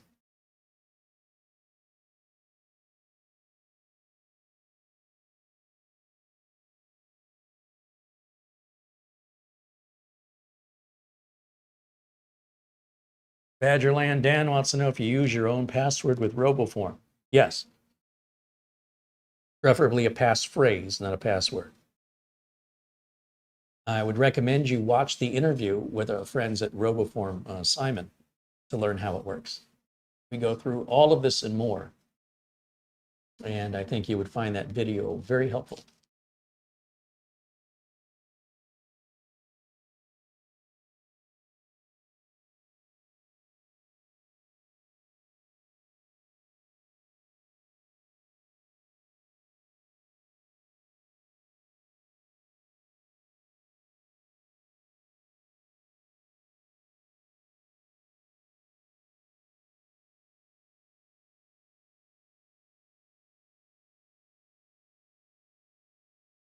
Okay, so after this, I think we'll probably wrap the video up. It's gone even longer than I expected it would. I didn't expect the teardown to be that.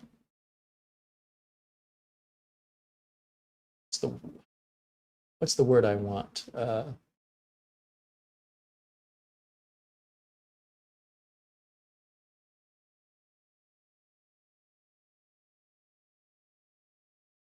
The opposite of obvious. it was very inconspicuous. Anyway, and it's the completely wrong side we need to remove. We need to remove the top. I don't know if you have to remove the bottom first, or I have to imagine, and I have to hope there's an easier way, but we'll have to reach out to AceMagic and find out. Or maybe I'll play with it a little bit offline. I just don't want to break it. I really like it a lot. And there's really nothing in there I want to upgrade. I'm very happy with this configuration, I have to say. You're not going to be upgrading the GPU. That's going to be soldered down. So if you want the 3080, you cannot upgrade to it later. You need to order it with that config the way it's going to stay. 3060, 3070, or 3080 will be soldered on the board. And that's true of all mini PCs.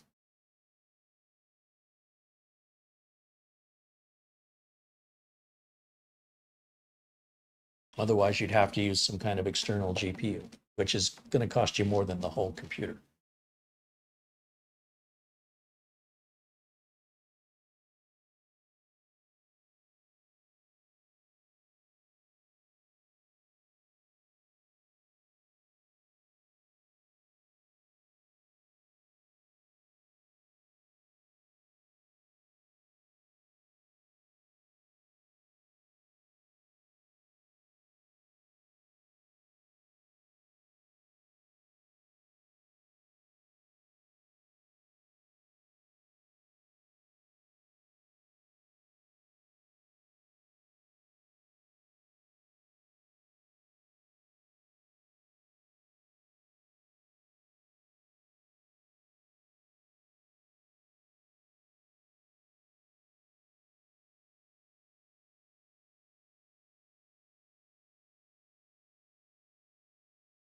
Mara says, I think the top is a panel of some sort that either is a push, like Dennis mentioned, or a pull slide. Well, my concern is it has RGB on those top panels that likely are connected with a wire. And if you have to pull or slide it and you do so with too much force, you would yank the wire, rip it right off the board. So that's my concern. I would hope there was some kind of a release mechanism, but that you could unclick. But there's nothing I can see. If it is integrated, it's very well integrated. And I would love it if that's the case, but I have no idea.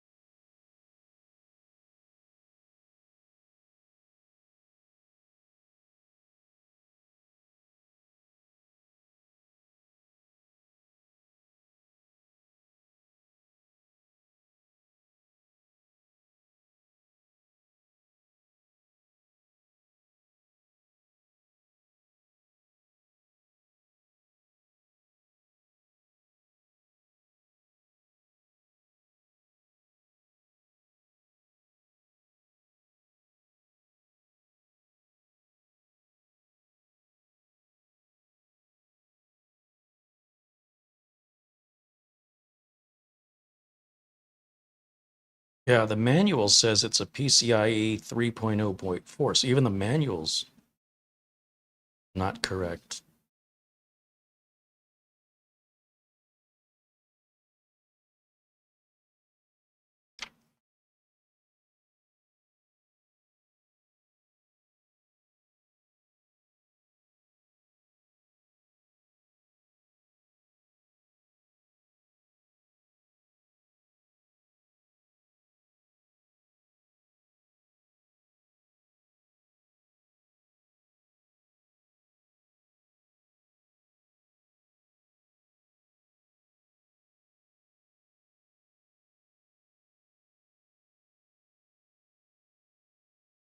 I'm just looking back through the manual to see if there's anything else in it, but no, nothing indicates a button to be pressed to open it. Nothing indicates in the manual how you would upgrade the RAM or SSD. That seems to be lacking.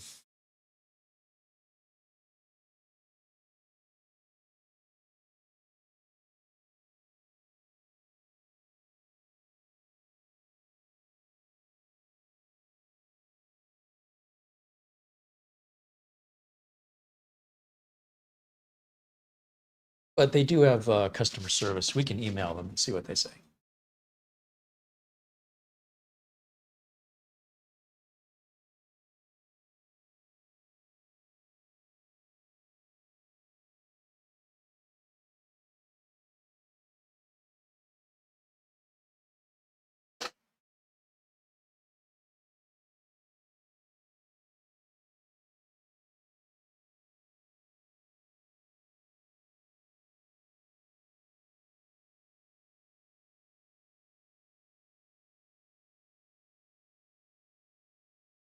There did appear to be screws holding the top in. So if there are plastic catches holding the top panels on, I think they're also combined with screws, just like the bottom one. I'd be happy to be wrong about it. Well, there's our final numbers and benchmarks on Cinebench R23 and temperatures with maximum temp sustained during the single core performance, which is pretty expected.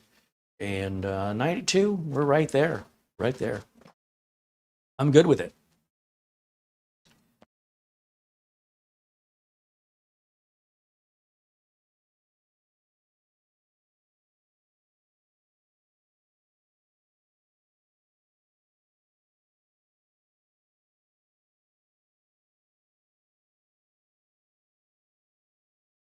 Trying to remember why this didn't work for me last time I tried to run it.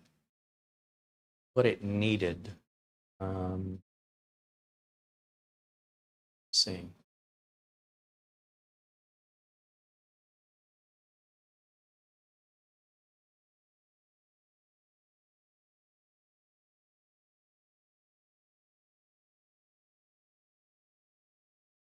See anything happening with Windows Update for some reason. Whoops, I didn't mean to run the installer. Cancel that.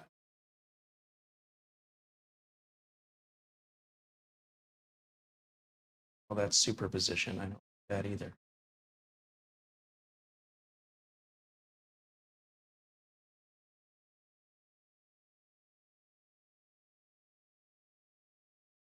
Okay, let me not confuse myself.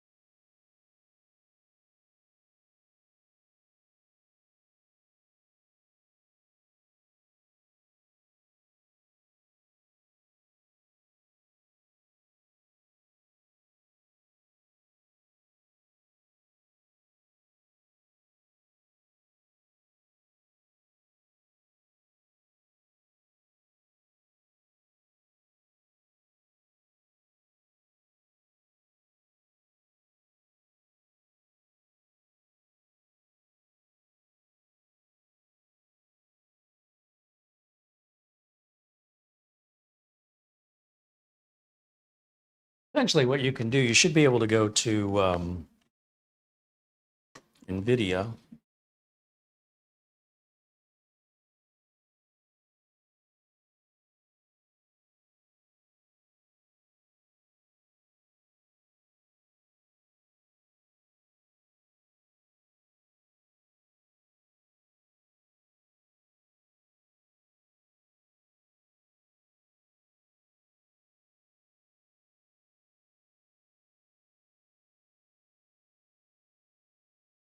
You can get an idea of how old these are. But if you have an RTX card, or you want to, see what Nvidia is officially recommending themselves, it looks like the lower I go, the older these get. So I suppose the newest one will be on the top.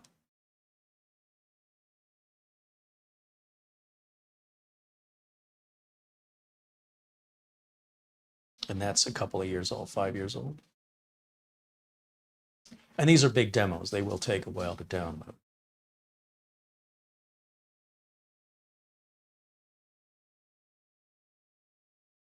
So that's where I'm getting them if you're curious. And then, of course, there are YouTube videos that record these demos. If you're wondering what they look like, you obviously have to know that's one of my favorites. But I have had problems with these two running. They needed some prerequisite. I cannot remember what it was. And any RTX 20 series or greater NVIDIA graphics card, these are meant to showcase those abilities. Okay, so in the meantime, let's go back over to camera one here, and we'll wrap it up for today. I want to thank you all for hanging out on what is a very long, unexpected broadcast, so we could be thorough on this review. Overall, this is a major thumbs up for me, except with regards to we upgraded. I don't know enough yet to say yay or nay on that. So I'm going to give it benefit of the doubt. And regarding the rest of the unit, other than this, I love it. I absolutely love it. I love everything about it. Performance, looks. I like the controls on the RGB. I like the little laser projector. I love all of it. Just nothing looks like this. And it's got a very respectable performance. Very respectable. Clearly, if you want to build a desktop, you can spend 2 or 3 times the amount of money and blow this thing out of the water with a 14900 KS and a 4090 or something. But being reasonable, being able to just have something as close to a console where it's kind of plug and play and there's no additional, depending on how you spec this out, it's certainly more power than you're going to get out of a PlayStation currently or Xbox. That being said, PlayStation and Xbox are still going to be more plug and play with regards to downloading games. But with this, you should be able to update it, put Steam on it, and have an identical experience with modern PC gaming. As for doing any work on it, real office work, it'll do it. It's just inappropriate for most offices. Most offices do not want this at any price. It's too distracting from the workforce. And, there's why their variety exists is so that you can accommodate both consumers and businesses. And not all businesses are anti-RGB. Most.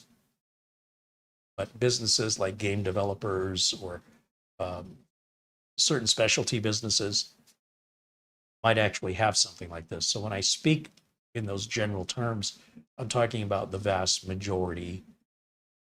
And so for the vast majority of businesses, something like this would not even be considered.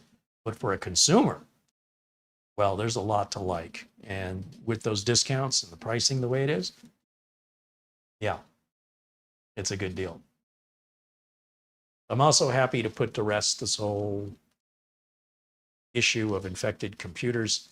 You clearly see that wasn't the case here. And I'm certainly glad about that, to be honest. I definitely did not want to see anything else. And, it's one thing for a company to say something. It's another thing for a company to do what they said they were going to do. And it looks like they've done just that. So I'm very happy with that.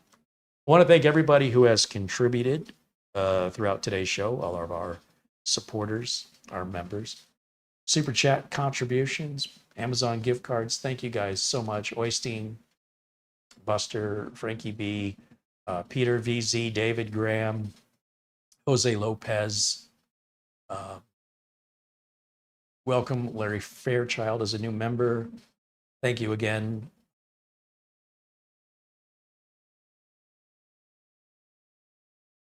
Paul M, Deuce X Macchiato, Thomas Mac T, who renews his membership and his contribution, Ben Laird and Rick Lakes and Mark Gaines and Tony Wallow, as well as, of course, our friend Mortant. And I want to shout out all these credits here. Tom Jackson, can't forget Tom Jackson. And Lou Greenia. You guys rock. Thank you so much for making these shows possible. Thank you to AceMagic for sending the M2A StarShip to us to review. And we'll have to do a follow-up on this as well once I figure out how the top opens. We'll do that on a separate part 2 video. So hours and hours and hours. But I don't know if it's worth spending 4 hours on a $200 computer, but at this price point, I think you should definitely want to know as much as you can about it before you invest that kind of money. If you order from Amazon, you know they have 30-day free returns. So if for any reason you don't like it, you could send it back. Just keep that in mind. When you order direct from AceMagic, I'm not quite sure how that works. They probably have something similar, but their site currently is down. Hopefully that'll be back up soon. I'm assuming it's maintenance. I don't know. That'll wrap it up for me for today. Thank you again to our friends at RoboForm and Acronis for supporting us here, as well as to VIP CDK deals, where they all offer 30% off to you guys, the audience. Read the video notes below this video for all the specs and links that we talked about, including links to Amazon for this unit. A link to the AceMagic site for this unit will be available once we're able to generate it. And then the links for 30% off on those supporters are also available in the video description. As a reminder, if you like the video, please give it a thumbs up. Please subscribe if you haven't. Subscriptions are free. It's only the memberships that cost money, and those have different privileges.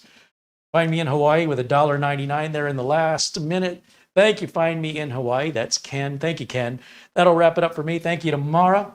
Put her to work today. Great thumbnail, video description, and for monitoring the chat. That'll wrap it up for me for today. I will see you all very, very soon. And until next time, bye for now.